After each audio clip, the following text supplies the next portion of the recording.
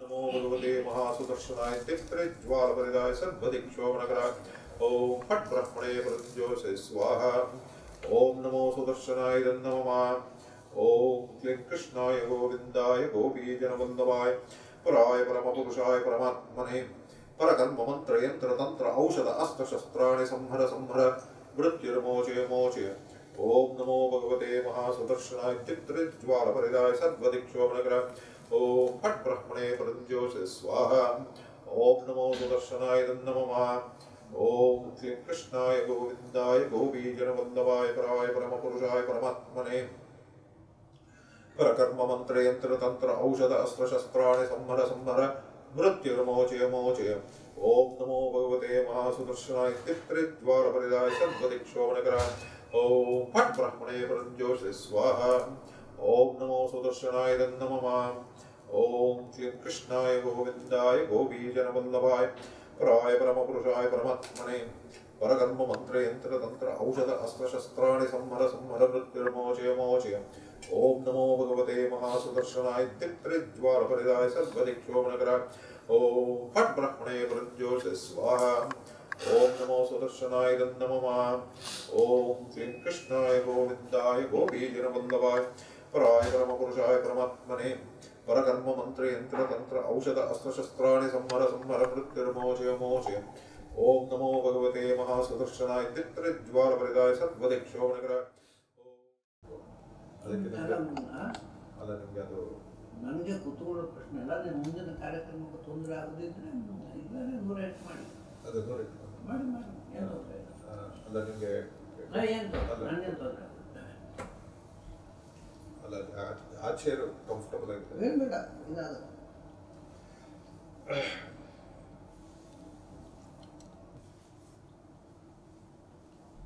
ओम क्लीं कृष्णाय गोविन्दाय गोपीजनवल्लभाय पराय परमपुरुषाय परमात्मने परकर्म मंत्र यंत्र तंत्र औषध अस्त्र शस्त्राणि संहर संहर मृत्युर्मोचय मोचय। ओम नमो भगवते महासुदर्शनाय दिक्प्रज्वालप्रदाय सर्वदिक्षोभणकराय। ओम फट् ब्रह्मणे परञ्जोषे स्वाहा। ओम नमो सुदर्शनाय नमः। ओम क्लीं कृष्णाय गोविन्दाय गोपीजनवल्लभाय पराय परमपुरुषाय परमात्मने परकर्म मंत्र यंत्र तंत्र औषध अस्त्र शस्त्राणि संहर संहर मृत्युर्मोचय मोचय।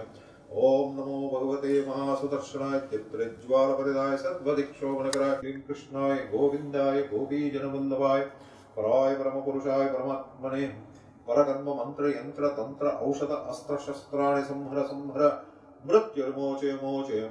ओम नमो भगवते महासुदर्शनाय दिक्प्रज्वालप्रदाय सर्वदिक्षोभणकराय। ओम फट् ब्रह्मणे परञ्जोषे स्वाहा। ओम नमो सुदर्शनाय नमः। ओम क्लीं कृष्णाय गोविन्दाय गोपीजनवल्लभाय पराय परमपुरुषाय परमात्मने परकर्म मंत्र यंत्र तंत्र औषध अस्त्र शस्त्राणि संहर संहर मृत्युर्मोचय मोचय। ओम नमो भगवते महासुदर्शनाय दिक्प्रज्वालप्रदाय सर्वदिक्षोभणकराय। ओम फट् ब्रह्मणे परञ्जोषे स्वाहा। Om this is the last reference to Sudarshan. Om क्लीं कृष्णाय गोविन्दाय गोपीजनवल्लभाय पराय परमपुरुषाय परमात्मने परकर्म मंत्र यंत्र तंत्र औषध अस्त्र शस्त्राणि संहर संहर मृत्युर्मोचय मोचय। ओम नमो भगवते महासुदर्शनाय दिक्प्रज्वालप्रदाय सर्वदिक्षोभणकराय। ओम फट् ब्रह्मणे परञ्जोषे स्वाहा। ओम नमो सुदर्शनाय नमः। ओम क्लीं कृष्णाय गोविन्दाय गोपीजनवल्लभाय पराय परमपुरुषाय परमात्मने परकर्म मंत्र यंत्र तंत्र औषध अस्त्र शस्त्राणि संहर संहर मृत्युर्मोचय मोचय। ओम नमो भगवते महासुदर्शनाय दिक्प्रज्वालप्रदाय सर्वदिक्षोभणकराय। ओम फट् ब्रह्मणे परञ्जोषे स्वाहा। ओम नमो सुदर्शनाय नमः। ओम क्लीं कृष्णाय गोविन्दाय गोपीजनवल्लभाय पराय परमपुरुषाय परमात्मने परकर्म मंत्र यंत्र तंत्र औषध अस्त्र शस्त्राणि संहर संहर मृत्युर्मोचय मोचय। ओम नमो भगवते महासुदर्शनाय दिक्प्रज्वालप्रदाय सर्वदिक्षोभणकराय। ओम फट् ब्रह्मणे परञ्जोषे स्वाहा। ओम नमो सुदर्शनाय नमः।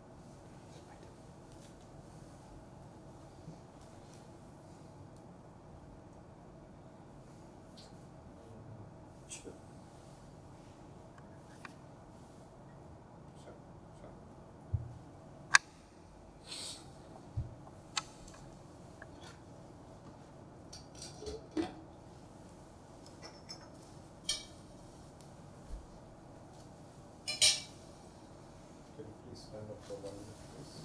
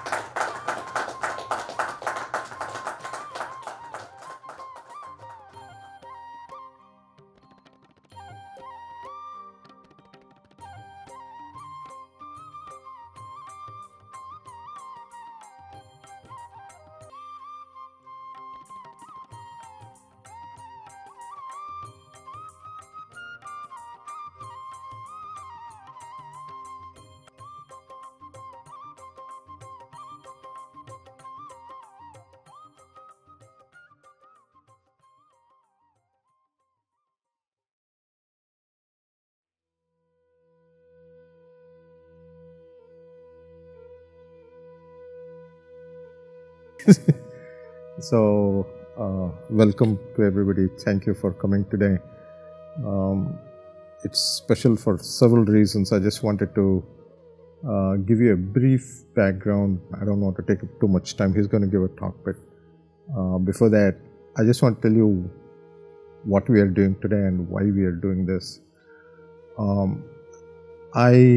As some of you know, some of my students are here, but professionally I'm an engineer, and I have been a professor. I've been teaching for too long. I don't know, some 31, 32 years, something. But along the way, certain events happened in my personal life that started me questioning certain things and looking for some answers. And they were not easy to find. I kept searching. I read a lot of books. I did all sorts of things being academic, but it didn't happen. So I think in 1990, 1991, I had a small Krishna Pratima, and I'd sit and pray every day, saying that I need a guru because without a guru nothing happens. And I didn't know, I was not a religious, I'm still not a religious person, but so I just kept praying. I didn't know what else to do. That went on for a few years, and in 1997, when I was in Bangalore, just on a personal trip, and I was going from my brother's house to my sister's house, and along the way there's a Ved Pathshala called Purna Prajna Vidyapitha, and there's a little temple in the middle. So my driver said, sir, there is a temple there. So that's Vidyapitha, there's a temple. So I said, just stop for a second, let me just go to inside and do namaskar and come. So when I got out of my car, there's a big auditorium, and Acharya was giving a talk there on, actually I still remember very clearly that day he was talking about pranayama, and that's what he was talking about. And there were, I don't know how many people, the place was just overflowing. There were people standing outside near the window and all this and so on. So I said, what's going on here?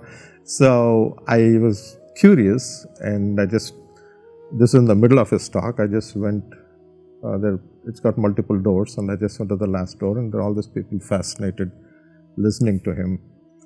And I just went sat there. This was totally unplanned on my part, and I just sat there, and I was just blown away, literally, by what he was saying. And I was thinking that, all this searching I've been doing for so many years, I might have finally found the person I'm looking for. But the thing is, I also realized that I'm the most undeserving of people too, because, I'm living in the US, doing my thing, my engineering and partying and having a good time. So I'm not a very religious person. So I was scared actually of even going close to him actually.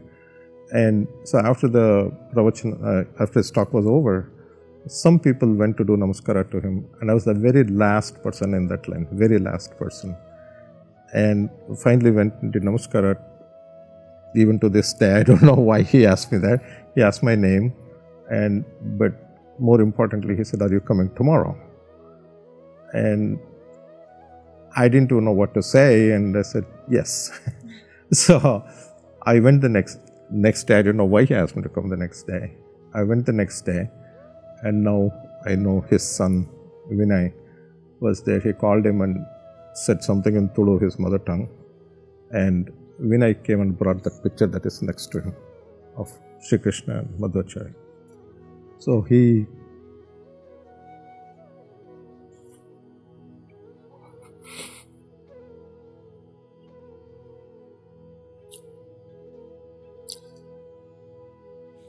even when people have died in front of me, I have not cried.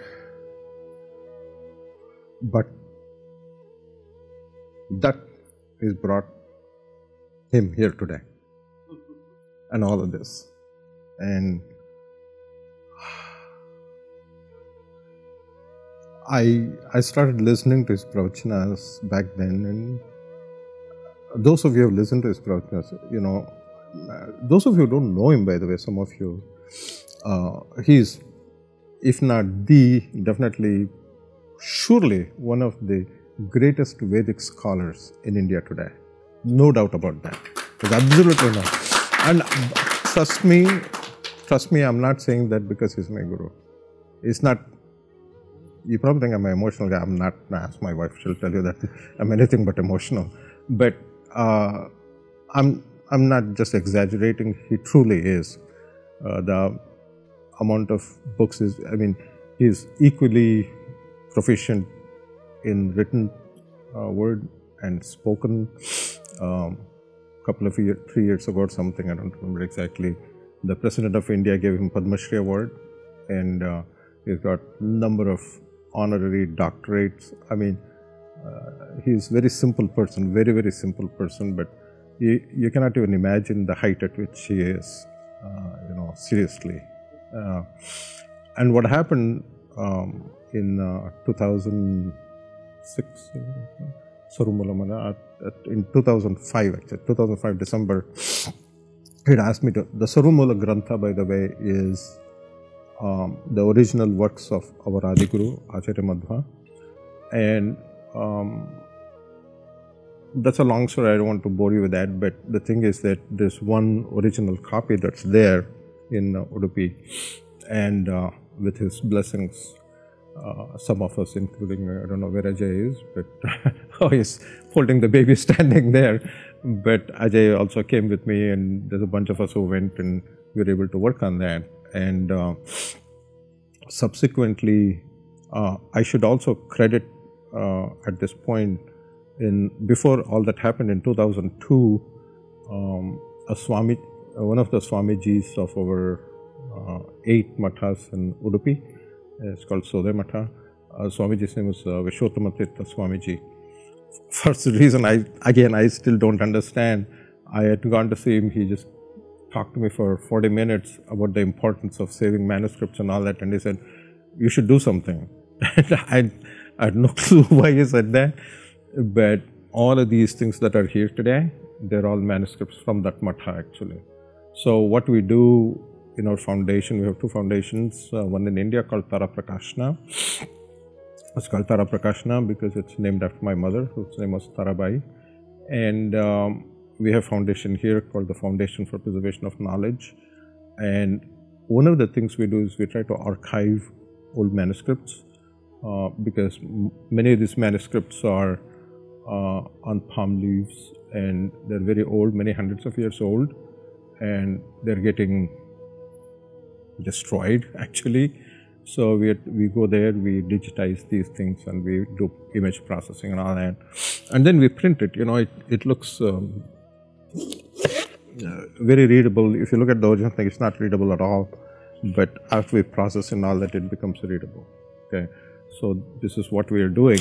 And actually right now we have over 3,700 manuscripts that we have captured. This is just a small fraction, this is just the beginning. If you come here in a couple of years, you'll find about 20 shelves like this full of manuscripts. This is what we have just now, and we continue to work on that. A lot of people have worked on this, a lot of people actually have done so many things to make this happen in so many different ways for over a decade now, actually. I don't know how much longer I'll have the ability to do these things, but my goal is to keep doing this and save as many manuscripts as possible. So this is just the beginning of the library, and since he was here, I just thought we'll use this opportunity to have a sort of like a formal event, just a celebration of a beginning actually, not the end of anything. And so I'm very, very fortunate, not just me, my wife, and everybody fortunate that he's here today. And he agreed to give a talk on, it's called The Wealth of Madhva Literature.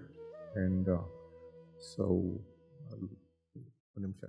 microphone. ನನ್ನ ಅಧ್ಯಾತ್ಮ ಬಂಧುಗಳೇ, ಮುಕುಂದ ಅವರು ಏನೇನೋ ಹೇಳಿದ್ರು ನನ್ನ ಬಗ್ಗೆ, ಅದೆಲ್ಲ ದೊಡ್ಡ ಭ್ರಮೆ ಅಂತ ತಿಳ್ಕೊಂಡ್ಬಿಡಿ, ಸತ್ಯ ಅಂತ ನಂಬಬೇಡಿ ಅದನ್ನೆಲ್ಲ. ನಾನೊಬ್ಬ ವೇದಾಂತದ ವಿದ್ಯಾರ್ಥಿ. ವಸ್ತುತಃ ಒಂದು ಎಲ್ಲರಿಗೂ ಗೊತ್ತಿಲ್ಲದ ಒಂದು ಸಂಗತಿ ನನಗೆ ಗೊತ್ತೇನು ಅಂದರೆ ನನಗೇನು ಗೊತ್ತಿಲ್ಲ ಅನ್ನೋದು. ಅದು ಬಹಳ ಜನಕ್ಕೆ ಆ ಸತ್ಯ ಗೊತ್ತಿಲ್ಲ. ಅದು ನಾನು ಎಲ್ಲರಿಗಿಂತ ಯಾಕೆ ಗ್ರೇಟ್ ಅಂದರೆ ನನಗೆ ನನ್ನ ಲಿಮಿಟೇಷನ್ ಗೊತ್ತಿದೆ, ನನಗೇನೂ ಗೊತ್ತಿಲ್ಲ ಅನ್ನೋದು ಗೊತ್ತಿದೆ. ಆದ್ದರಿಂದ ಏನೋ ನಡೆದಿದೆ. ಇವತ್ತು ಈ ಪುಸ್ತಕಗಳ ಸಂಗ್ರಹ ತೋರಿಸಿದರು ಮುಕುಂದವರು. ಮಠಗಳಲ್ಲಿ ಒಂದೊಂದು ಮಠದಲ್ಲೂ ಸುಮಾರು 300-400 ಮ್ಯಾನುಸ್ಕ್ರಿಪ್ಟ್ಗಳು ಒಂದು ಸಮಯದಲ್ಲಿ ಇದ್ದವು. ಈಗ ಕೆಲವು ಹೋಗಿವೆ, ಹಾಳಾಗಿ ಹೋಗಿ, ಕೆಲವು ಗೆದ್ದಲು ತಿಂದು. ಯಾಕೆಂದರೆ ಅಲ್ಲಿ ಇರತಕ್ಕಂಥ ಮನುಷ್ಯರಿಗಿಂತಲೂ ವೈಟ್ ಹ್ಯಾಂಡ್ಸು ಅವುಗಳಿಗೆ ಆ ಪುಸ್ತಕ ಹೆಚ್ಚು ಇಷ್ಟವಾದವು. ಅವು ಉಪಯೋಗಿಸ್ಕೊಂಡು ಮನುಷ್ಯರು ಉಪಯೋಗಿಸ್ಕೊಳ್ಳೇ ಇಲ್ಲ. ಹಾಗಾಗಿ ಎಷ್ಟೋ ಪುಸ್ತಕಗಳು ವೈಟ್ ಹ್ಯಾಂಡ್ಸ್ ತಿಂದು ಅವು ಆಸ್ವಾದಿಸಿದವು, ಅವು ಎಂಜಾಯ್ ಮಾಡಿದವು ಆ ಮ್ಯಾನುಸ್ಕ್ರಿಪ್ಟನ್ನು. ಅವು ಹೋಯಿತು, ಅದು ಮತ್ತೆಂದು ನಮಗೆ ಸಿಗದಂತೆ ಹೋಯಿತು. ಇನ್ನು ಎಷ್ಟೋ ಸರ್ತಿ ಗೆದ್ದಲು ತಿಂದುಕೊಂಡೋಗಿ ಹೊಳೆಗೆ ಹಾಕಿದ್ದಾರೆ. ಇಲ್ಲ ಮಾಡಿಯೂ ಈಗಲೂ ಸಾವಿರಾರು ಮ್ಯಾನುಸ್ಕ್ರಿಪ್ಟ್ಗಳಿವೆ. ಒಂದು ಕಾಲದಲ್ಲಿ ಎಷ್ಟು ರೇರ್ ಮ್ಯಾನುಸ್ಕ್ರಿಪ್ಟ್ಸು ಇತ್ತು ಅಂತ ಊಹಿಸಿದರೆ ದುಃಖ ಆಗುತ್ತೆ ನಮಗೆ. ನಾವು ಕಳ್ಕೊಂಡದ್ದು ಹೆಚ್ಚು, ಉಳಿಸಿಕೊಂಡದ್ದು ಬಹಳ ಕಡಿಮೆ. ರೇರ್ ಮ್ಯಾನುಸ್ಕ್ರಿಪ್ಟ್ಸ್ ಎಲ್ಲ ಕಳ್ಕೊಂಡಿದ್ದೇವೆ. ಎಷ್ಟೋ ಜನರ ಹಸ್ತಾಕ್ಷರ, ಇವಾಗ ಉದಾಹರಣೆಗೆ 16ನೇ ಶತಮಾನದ ಮ್ಯಾನುಸ್ಕ್ರಿಪ್ಟ್ಗಳಿವೆ, ಆದರೆ ವಾದರಾಜರ ಕೈಯಲ್ಲಿ ಬರೆದ ಒಂದು ಅಕ್ಷರವೂ ಸಿಕ್ಕಿಲ್ಲ. ಹಾಗೆ ಅವರು ಬರೆದದ್ದು ಉಳಿಸ್ಕೊಳ್ಳಿಲ್ಲವೋ ಅಥವಾ ಅವ್ರ ಕೈಯಲ್ಲಿ ಬರೀಲಿಲ್ಲವೋ ಏನೋ ಒಟ್ಟು ಒಂದೂ ಸಿಗಿಲ್ಲ. ಹಾಗೆ ಪ್ರಾಚೀನರು ಬರೆದಂಥ ಹಸ್ತಾಕ್ಷರಗಳು ಯಾವುದೋ ನಾವು ಪ್ರಿಸರ್ವ್ ಮಾಡಲಿಲ್ಲ. ಆದರೂ ಕೂಡ ಅಪೂರ್ವವಾದದ್ದು ಇದು ಒಂದೇ ನಮಗೆ ಅತ್ಯಂತ ಪ್ರಾಚೀನವಾದದ್ದು. ಋಷಿಕೇಶ ತೀರ್ಥರು ಬರೆದ, ಅವರ ಕೈಯಲ್ಲಿ ಬರೆದ, ಅದರಲ್ಲಿ ಅವರು ಕೊನೆಗೆ ಬರೆದಿದ್ದಾರೆ, ಋಷಿಕೇಶ ತೀರ್ಥೇನ ಲಿಖಿತೋಯಂ ಗ್ರಂಥ. ಅವರು ತಾನು ಅದನ್ನು ಲೇಖನ ಅಂದರೆ ಹಿಂದೆ ಈಗ ಲೇಖಕರು ಅಂದರೆ ಬರೆಯೋರು, ಹಿಂದೆ ಲೇಖಕರು ಅಂದರೆ ಕಾಪಿಯಿಸ್ಟ್. ಋಷಿಕೇಶ ತೀರ್ಥ ತಾನು ಇದರ ಕಾಪಿಯಿಸ್ಟು ಅಂತ ಹೇಳಿಕೊಂಡಿದ್ದಾರೆ. ಅದು ಬಿಟ್ಟರೆ ಅಷ್ಟು ಅಥೆಂಟಿಕ್ ಆದ ಒಂದು ಪುಸ್ತಕ ನಮಗೆ ಇನ್ನೊಂದು ಯಾವುದೂ ಸಿಗಲಿಲ್ಲ ಮ್ಯಾನುಸ್ಕ್ರಿಪ್ಟ್ ಫಾರ್ಮ್ನಲ್ಲಿ. ಆದರೆ ನಮ್ಮ ಸಂಪತ್ತು ನಾವು ಯೋಚನೆ ಮಾಡಿ, ಈಗ ಉಳಿದಿದ್ದ ಸಂಪತ್ತೇ ಯೋಚನೆ ಮಾಡಿದರೂ ಕೂಡ ಆಚಾರ್ಯ ಮಧ್ವರು ಸುಮಾರು 50 ಗ್ರಂಥಗಳನ್ನು ಕೊಟ್ಟರು. ಅದರಲ್ಲಿ ಬ್ರಹ್ಮಸೂತ್ರದ ಮೇಲೆ 4 ವ್ಯಾಖ್ಯಾನ ಬರೆದಿದ್ದಾರೆ ಅವರು. ಗೀತೆ ಮೇಲೆ 2, 6 ಆಯಿತು. ಅಲ್ಲಿಗೆ 10 ಉಪನಿಷತ್ತುಗಳ ಮೇಲೆ 10, 16 ಆಯಿತು. ಆಮೇಲೆ ದೂಷಣತ್ರಯ ಅಂತ ಒಂದು ಚಿಕ್ಕ ಚಿಕ್ಕ ಗ್ರಂಥಗಳು, ದೂಷಣತ್ರಯ, ಆಮೇಲೆ ಇಂಥ ಚಿಕ್ಕ ಚಿಕ್ಕ ಪ್ರಕರಣಗಳು ಅವೆಲ್ಲ ಒಂದು 10 ಇದ್ದಾವೆ. ಅದು 20 ಗ್ರಂಥ, 16, 10, 26 ಆಗೋಯ್ತು. ಆಮೇಲೆ ಯಾರೂ ಬರೆದಿಲ್ಲ, ಶಂಕರರಾಗಲಿ ರಾಮಾನುಜರಾಗಲಿ ಯಾರೂ ಬರೆದಿಲ್ಲ. ಮಧ್ವರು ಋಗ್ಭಾಷ್ಯ ಬರೆದ್ರು, ಋಗ್ವೇದಕ್ಕೆ ಭಾಷ್ಯ ಬರೆದ್ರು. ಆಮೇಲೆ ಖಂಡಾರ್ಥ ನಿರ್ಣಯ ಅಂತ, ಖಂಡಾರ್ಥ ಅಂದರೆ ವೇದದ ಪರಿಶಿಷ್ಟ ಭಾಗಗಳ ವ್ಯಾಖ್ಯಾನ. ಆಮೇಲೆ ಭಾಗವತಕ್ಕೆ ವ್ಯಾಖ್ಯಾನ ಬರೆದ್ರು, ಭಾಗವತ ತಾತ್ಪರ್ಯ. ಯಾವ ಪುರಾಣಕ್ಕೂ ಯಾರೂ ಕೈ ಹಾಕ್ಲಿಕ್ಕೆ ಹೋಗಲಿಲ್ಲ. ಯಾಕೆಂದರೆ ಪುರಾಣ ಕೈ ಹಾಕಿದರೆ ಮತ್ತೆ ದೊಡ್ಡ ಗೊಂದಲ, ಅದು ಸಮುದ್ರದಲ್ಲಿ ಬಿದ್ದ ಹಾಗೆ. ಪುರಾಣಗಳಿಗೆ ಅರ್ಥ ಮಾಡೋದು ಹೇಗೆ ಅನ್ನುವಂಥ ದೊಡ್ಡ ಗೊಂದಲ ಇತ್ತು ಹಿಂದಿನವರಿಗೆ ಕೂಡ. ಯಾಕೆಂದರೆ ಒಂದೊಂದು ಪುರಾಣದಲ್ಲಿ ಒಂದೊಂದು ಥರ ಕಥೆ ಹೇಳ್ತಾರೆ. ಯಾವುದನ್ನು ನಂಬಬೇಕು, ಯಾವುದನ್ನು ಬಿಡಬೇಕು ಅನ್ನೋ ಗೊಂದಲ, ಅಥವಾ ಅದಕ್ಕೆ ಹೇಗೆ ಅರ್ಥ ಮಾಡಬೇಕು ಅಂತ. ಹಾಗಾದರೆ ಪುರಾಣಗಳಲ್ಲಿ ಅದಕ್ಕೋಸ್ಕರ ಎಲ್ಲ ಪುರಾಣಗಳಿಗೆ ಹೇಗೆ ಅರ್ಥ ಮಾಡಬೇಕು ಅನ್ನೋದು ತೋರಿಸೋಕ್ಕೋಸ್ಕರ ಭಾಗವತಕ್ಕೆ ವ್ಯಾಖ್ಯಾನ ಬರೆದರು. ಇಡೀ ಮಹಾಭಾರತದ ತಾತ್ಪರ್ಯ ನಿರ್ಣಯ ಅಂದರೆ ಅವರ ವ್ಯಾಪ್ತಿ. ಆಮೇಲೆ ಶಿಲ್ಪಶಾಸ್ತ್ರದ ಬಗ್ಗೆ ಗ್ರಂಥ ಬರೆದರು. ಇವತ್ತು ದೇವಸ್ಥಾನ ರಚನೆ ಮಾಡೋದು ಹೇಗೆ, ಐಕನಾಗ್ರಫಿ ಪ್ರತಿಮಾ ರಚನೆ ಹೇಗೆ, ಇದೆಲ್ಲವನ್ನು ಅಥೆಂಟಿಕ್ಕಾಗಿ ಬರೆದು. ಆಮೇಲೆ ಮಂತ್ರಶಾಸ್ತ್ರ, ತಂತ್ರಶಾಸ್ತ್ರ ಎಲ್ಲ ಆಯಿತು. ಪ್ರಾಯ ಐಕನಾಗ್ರಫಿ ಬಗ್ಗೆ ಮಧ್ವಾಚಾರ್ಯಲ್ಲದೆ ಬೇರೆ ಯಾವ ಆಚಾರ್ಯ ಪುರುಷರು ಬರೀಲಿಲ್ಲ. ಅದು ನೀವು ಅದನ್ನು ಹಿಡ್ಕೊಂಡು ಪೆನ್ಸಿಲ್ ಹಿಡ್ಕೊಂಡು ನೀವು ಚಿತ್ರ ಮಾಡ್ಬೋದು. ಅಷ್ಟು ಪರ್ಫೆಕ್ಟಾಗಿ ಕಾಲಿನ ಉಗುರಿನಿಂದ ಹಿಡಿದು ಅದೇ ಕೂದಲ ತನಕ ಮೆಷರ್ಮೆಂಟ್ ಕೊಟ್ಟಿದ್ದಾರೆ. ಅತ್ಯದ್ಭುತವಾದ ಒಂದು ಕೊಡುಗೆ ಅದು. ಅಲ್ಲಿಂದ ತಮಾಷೆ ಏನು ಅಂದರೆ ನ್ಯಾಸ ಪದ್ಧತಿ ಅಂತ ಇವತ್ತು ಅದನ್ನು ಬಿಟ್ಟುಬಿಟ್ಟಿದ್ದಾರೆ ಆ ಗ್ರಂಥ. ಸನ್ಯಾಸಿಗಳು ಹೇಗಿರಬೇಕು ಅಂತ ಅದನ್ನು ಎಲ್ಲ ಮಠದವರು ಬಿಟ್ಟುಬಿಟ್ಟಿದ್ದಾರೆ. ಯಾಕೆಂದರೆ ಅವರು ಮೊದಲು ಹೇಳೋದು ಅಂದರೆ ದುಡ್ಡು ಮಾಡಬೇಡ ಅಂತ. ಅದನ್ನ ಮಠಗಳವರಿಗೆ ಅದು ವಿರೋಧ. ಆದ್ದರಿಂದ ಯಾವ ಮಠದವರು ಅದನ್ನು ಹತ್ತಿರ ಬರಲಿ ಬಿಡ್ತಾರೆ ಆ ಪುಸ್ತಕವನ್ನು. ಅವ್ರ ಥರ ಕೈಯಲ್ಲಿ ದುಡ್ಡು ಮುಟ್ಟಬೇಡ, ಪ್ರಾಪರ್ಟಿ ಮಾಡಬೇಡ, ಜೋಳಿಗೆ ಹಾಕ್ಕೊಂಡು ಭಿಕ್ಷಾಟನೆ ಮಾಡ್ಕೊಂಡು ಬದುಕು ಅಂತಾರೆ ಅವರು. ಯಾವ ಸ್ವಾಮಿಗಳು ತಯಾರಿದ್ದಾರೆ? ಸೊ ಹಾಗಾಗಿ ಆ ಪುಸ್ತಕವನ್ನೇ ಬಿಸಾಡಿಬಿಟ್ಟಿದ್ದಾರೆ ಈಗ. ಅದು ನ್ಯಾಸ ಪದ್ಧತಿ ಅಂತ ಬಹಳ ಅದ್ಭುತವಾದ ಒಂದು ಪುಸ್ತಕ, ಚಿಕ್ಕದು, ಅದು 10-15 ಶ್ಲೋಕಗಳದ್ದು. ಆಮೇಲೆ ಒಂದು ಮ್ಯಾಥಮೆಟಿಕಲ್, ನೀವು ಒಂದು ಇವತ್ತು ಯಾವ ತಿಥಿ ಅಂತ ತೀರ್ಮಾನ ಮಾಡೋದಕ್ಕೆ ಗಣಿತ, ಒಂದು ತಿಥಿ ನಿರ್ಣಯ ಅಂತ ಒಂದು ಪರ್ಫೆಕ್ಟ್ ಗಣಿತ ಮಾಡಿ ತೋರಿಸಿದ್ದಾರೆ. ಅವರು ಯಾವ ಫೀಲ್ಡ್ನಲ್ಲಿ ಕೆಲಸ ಮಾಡಿದ್ದಾರೆ, ಯಾವ ಫೀಲ್ಡನ್ನು ಮಾಡಿಲ್ಲ ಅಂತಿಲ್ಲ. ಹೀಗೆ ನಮಗೆ ಬೇಕಾದ. ಆಮೇಲೆ ಸ್ತೋತ್ರಗಳು, ಸಂಗೀತಬದ್ಧವಾದ ವಾಗ್ಗೇಯಕಾರರವರು 10-12 ಸ್ತೋತ್ರಗಳನ್ನು ಬರೆದರು. ಎಲ್ಲ ಬಗೆಯಿಂದ ನಮಗೆ ಕೊಟ್ಟರು.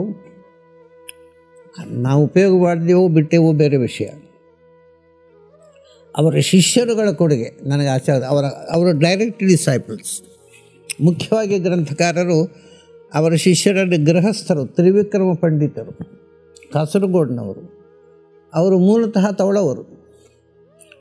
ಅವರು ಮಧ್ವಾಚಾರ್ಯರ ಆಶ್ಚರ್ಯ ಅನ್ನೋದರೆ, ಅವರು ಬರೆದ ಬ್ರಹ್ಮಸೂತ್ರ ಭಾಷ್ಯಕ್ಕೆ ಅವರಿಗೆ 9 ಜನ ಸನ್ಯಾಸಿ ಶಿಷ್ಯರಿದ್ದರು ಮಧ್ವಾಚಾರ್ಯರಿಗೆ.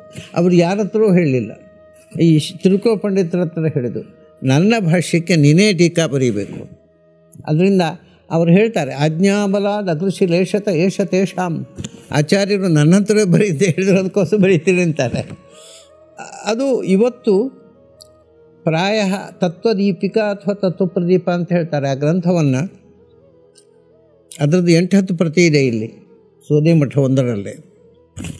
ಆ ಪುಸ್ತಕ ಇತ್ತೀಚೆಗೆ ಅದು ಅನಂತರ ನನ್ನ 1950s ಅದು ಪ್ರಿಂಟ್ ಆಯಿತು. ಅದರ ತನಕ ಪ್ರಿಂಟೇ ಆಗಿರಲಿಲ್ಲ. ಆವಾಗಲೂ ಅದು ಪ್ರಿಂಟ್ ಆಗುವಾಗ ಅದರ ಬಗ್ಗೆ ನಾನು ಚಿಕ್ಕ ಹುಡುಗ ಆವಾಗ ನಾನೇ ಕೆಲಸ ಮಾಡಿದೆ ಅದನ್ನು ಪ್ರಿಂಟ್ ಮಾಡಲಿಕ್ಕೆ. ಆಮೇಲೆ ಆ ಗ್ರಂಥಕ್ಕೆ ಸಾಟಿಯಾದ ಇನ್ನೊಂದು ಗ್ರಂಥ ಸಂಸ್ಕೃತ ಫಿಲಸಾಫಿಕಲ್ ಲಿಟ್ರೇಚರ್ನಲ್ಲೇ ಇಲ್ಲ. ಅಷ್ಟು ಅದ್ಭುತವಾದ ಗ್ರಂಥ ಅದು. ಇವರು ಎಲ್ಲ ಮೂಲೆ ಪುಸ್ತಕ ಪೂಜೆ ಮಾಡಿ ಕಟ್ಟಿಟ್ಬಿಟ್ಟಿದ್ದಾರೆ, ಯಾರೂ ಉಪಯೋಗಿಸ್ತಾ ಇಲ್ಲ. ನಾನು ಎಲ್ಲ ಜೂನಿಯರ್ ಸ್ವಾಮಿಗಳ ಹತ್ರ ಹೋಗಿ ಹೇಳಿದೆ, ನೀವು ಅದನ್ನು ಪಾಠ ಪ್ರವಚನ ಮಾಡಿ, ಅದನ್ನು ಮಂಗಳ ಮಾಡಿ. ಎಲ್ಲರೂ ಹೇಳಿದ್ರು ಅದು ನಮಗೆ ಅರ್ಥ ಆಗೋಲ್ಲ, ಅದಕ್ಕೆ ಟೀಕೆ ಇಲ್ಲ. ಅದಕ್ಕೋಸ್ಕರ ನಾನು I took the challenge, I wrote A commentary on it. ಅದನ್ನು ಪಬ್ಲಿಷ್ ಮಾಡಿದೆ. ಅದೀಗ ಪುಸ್ತಕ ಪಬ್ಲಿಷ್ ಆಯಿತು. ಒಂದು ಫಸ್ಟ್ ಪಾರ್ಟ್ ವಾಸ್ ಪಬ್ಲಿಷ್ಡ್. ಸರಿ, ಆಮೇಲೆ ಇನ್ನು ಮುಂದಿನದು ಬರಿಬೇಕೀಗ. ಯಾಕೆ ಹೇಳಿದೆ ಅಂದರೆ, ಅತ್ಯಂತ ಸುಂದರವಾದ ಒಂದು ಗ್ರಂಥ, ಮಧ್ವಾಚಾರ್ಯರಿಗೆ ಅತ್ಯಂತ ಇಷ್ಟವಾದ ಒಂದು ಗ್ರಂಥ, ಅದನ್ನು ಕೈಬಿಟ್ಟುಬಿಟ್ಟಿದ್ದಾರೆ ಜನರು. ಅಧ್ಯಯನ ಮಾಡೋ ಪರಂಪರೆಯಲ್ಲೇ ಇಲ್ಲ. ಅವರು ಬರೆದಿರ್ತಕ್ಕ ಗ್ರಂಥಕ್ಕೆ ಕಾಂಟ್ರಿಬ್ಯೂಷನ್ ನೋಡಿ. ಅವರು ಚಿಕ್ಕ ಹುಡುಗನಾಗಿದ್ದಾಗ, ಸುಮಾರು ಟೀನೇಜು ಅಂತ ಹೇಳ್ತೇವೆ ನಾವು ಆಗ, ಇನ್ನು ಒಂದು ಮಹಾಕಾವ್ಯ ಬರೆದರು, ಉಷಾಹರಣ ಅಂತ. ತುಂಬ ಚೆನ್ನಾಗಿದೆ ಅದು. ಲಕ್ಷ್ಮೀ ಲಾವಣ್ಯ ಪೀಯೂಷ ಪಾನ ಪಾತ್ರಾಯಿತೆ ಕ್ಷಣ ಅಂತ, ಅದರ ಮಂಗಲಾಚರಣೆ ಅದ್ಭುತವಾಗಿದೆ. ಚಿಕ್ಕ ಹುಡುಗ ಆಗಿದ್ದಾಗ ಒಂದು ಮಹಾಕಾವ್ಯ ಬರೆದರು. ಆಮೇಲೆ ಅವರು ಬರೆದ ಮೇರುಕೃತಿ, ತತ್ವಪ್ರದೀಪ, ಆಮೇಲೆ ವಿಷ್ಣುವಿನ ಮೇಲೆ ಒಂದು ಸ್ತೋತ್ರ ಬರೆದರು, ವಾಯುವಿನ ಮೇಲೆ ಒಂದು ಸ್ತೋತ್ರ ಬರೆದರು, ವಿಷ್ಣು ಸ್ತುತಿ ವಾಯುಸ್ತುತಿ. ಆಮೇಲೆ ಮಧ್ವಾಚಾರ್ಯರ ನಖಶಿಖ ಅಂತ ವರ್ಣನೆ ಮಾಡುವ ಒಂದು ಭಜನೆ ಹಾಡು ಬರೆದರು. ಪ್ರಣತವಾನ್ ನಾನು ಅದನ್ನು ಹೇಳಿ, ಪ್ರಣತವಾನ್ ಪ್ರಾಣಿನಾಂ ಪ್ರಾಣಭೂತಂ ಪ್ರಣತಿಭಿ ಪ್ರೀಣಯೇ ಪೂರ್ಣಬೋಧಂ, ಅದು ಒಂದು ಹಾಡುಗಬ್ಬ ಬರೆದರು. ಆಮೇಲೆ ಪ್ರಾಯ ಇನ್ನೊಂದು ಮಧ್ವಾಷ್ಟಕ ಅಂತ ಹೇಳ್ತಾರೆ, ಅವರು ಇಷ್ಟೇ ಅವರು ಬರೆದದ್ದು, ಆದರೆ ಇಷ್ಟು ಅಮೂಲ್ಯ. ಇದು ಮಧ್ವಾಚಾರ್ಯರ ಅತ್ಯಂತ ಪ್ರಿಯ ಶಿಷ್ಯರು ಬರೆದಂಥ ಒಂದು ಪುಸ್ತಕಗಳು. ಅವರ ಮಗ, ಆ ಮನೆತನದ ಕೊಡುಗೆ ಉಂಟಲ್ಲ, ಆ ಲಿಖುಚ ವಂಶದ, ಅದು ಅದ್ಭುತ. ಅದು ನಾರಾಯಣ ಪಂಡಿತರು ತುಂಬ ಗ್ರಂಥಗಳನ್ನು ಬರೆದು, ಸುಮಾರು 10-20 ಗ್ರಂಥಗಳನ್ನು ಬರೆದು. ಆದರೆ ಅವರು ಮೊಟ್ಟ ಮೊದಲು ಒಂದು ವಿಶೇಷ ಏನು ಅಂದರೆ, ಹಿಂದಿನ ಕಾಲದಲ್ಲಿ ಹಿಂದಿನ ಮಹಾಪುರುಷರ ಜೀವನ ಚರಿತ್ರೆ, ಬಯೋಗ್ರಫಿ ಬರೆಯುವ ಅಭ್ಯಾಸ ಇರಲಿಲ್ಲ. ಹಿಂದೆ ಈಗ ಯಾರು ಬರೆದಿದ್ದರೆ ನಾವೇ ಆಟೋಬಯೋಗ್ರಫಿ ಬರ್ಕೊಂಡು ಪ್ರಿಂಟ್ ಮಾಡ್ತೇವೆ. ಹಿಂದೆ ಬೇರೆಯವರು ಬರೀತಿರಲಿಲ್ಲ, ಅವರು ಬರೀತಿರಲಿಲ್ಲ. ಆದರೆ ಮೊಟ್ಟ ಮೊದಲು ಒಬ್ಬ ಮಹಾಪುರುಷನ ಬಯೋಗ್ರಫಿಯನ್ನು ಬರೆಯುವ ಟ್ರೆಡಿಷನ್ ಸ್ಟಾರ್ಟ್ ಮಾಡಿದವರು ನಾರಾಯಣ ಪಂಡಿತರು. ದಟ್ ವಾಸ್ ಮಧ್ವಾಚಾರ್ಯರ ಜೀವನ ಚರಿತ್ರೆಯನ್ನು ಅತ್ಯಂತ ಪ್ರಾಮಾಣಿಕವಾಗಿ, ಅಂದರೆ ಎಲ್ಲಿಯೂ ಅತಿಶಯೋಕ್ತಿ ಇಲ್ಲದೆ, ಎಕ್ಸಾಜರೇಷನ್ ಇಲ್ಲದೆ ಅದನ್ನು ಹಿಸ್ಟಾರಿಕಲ್ಲಾಗಿ ಅದನ್ನು ಪ್ರಮಾಣಬದ್ಧವಾಗಿ ಬರೆದವರು ನಾರಾಯಣ ಪಂಡಿತರು. ಅದಕ್ಕೊಂದು ವ್ಯಾಖ್ಯಾನವೂ ಅವರೇ ಬರೆದರು, ಅವರು ಹೇಳಿಕೊಂಡರು.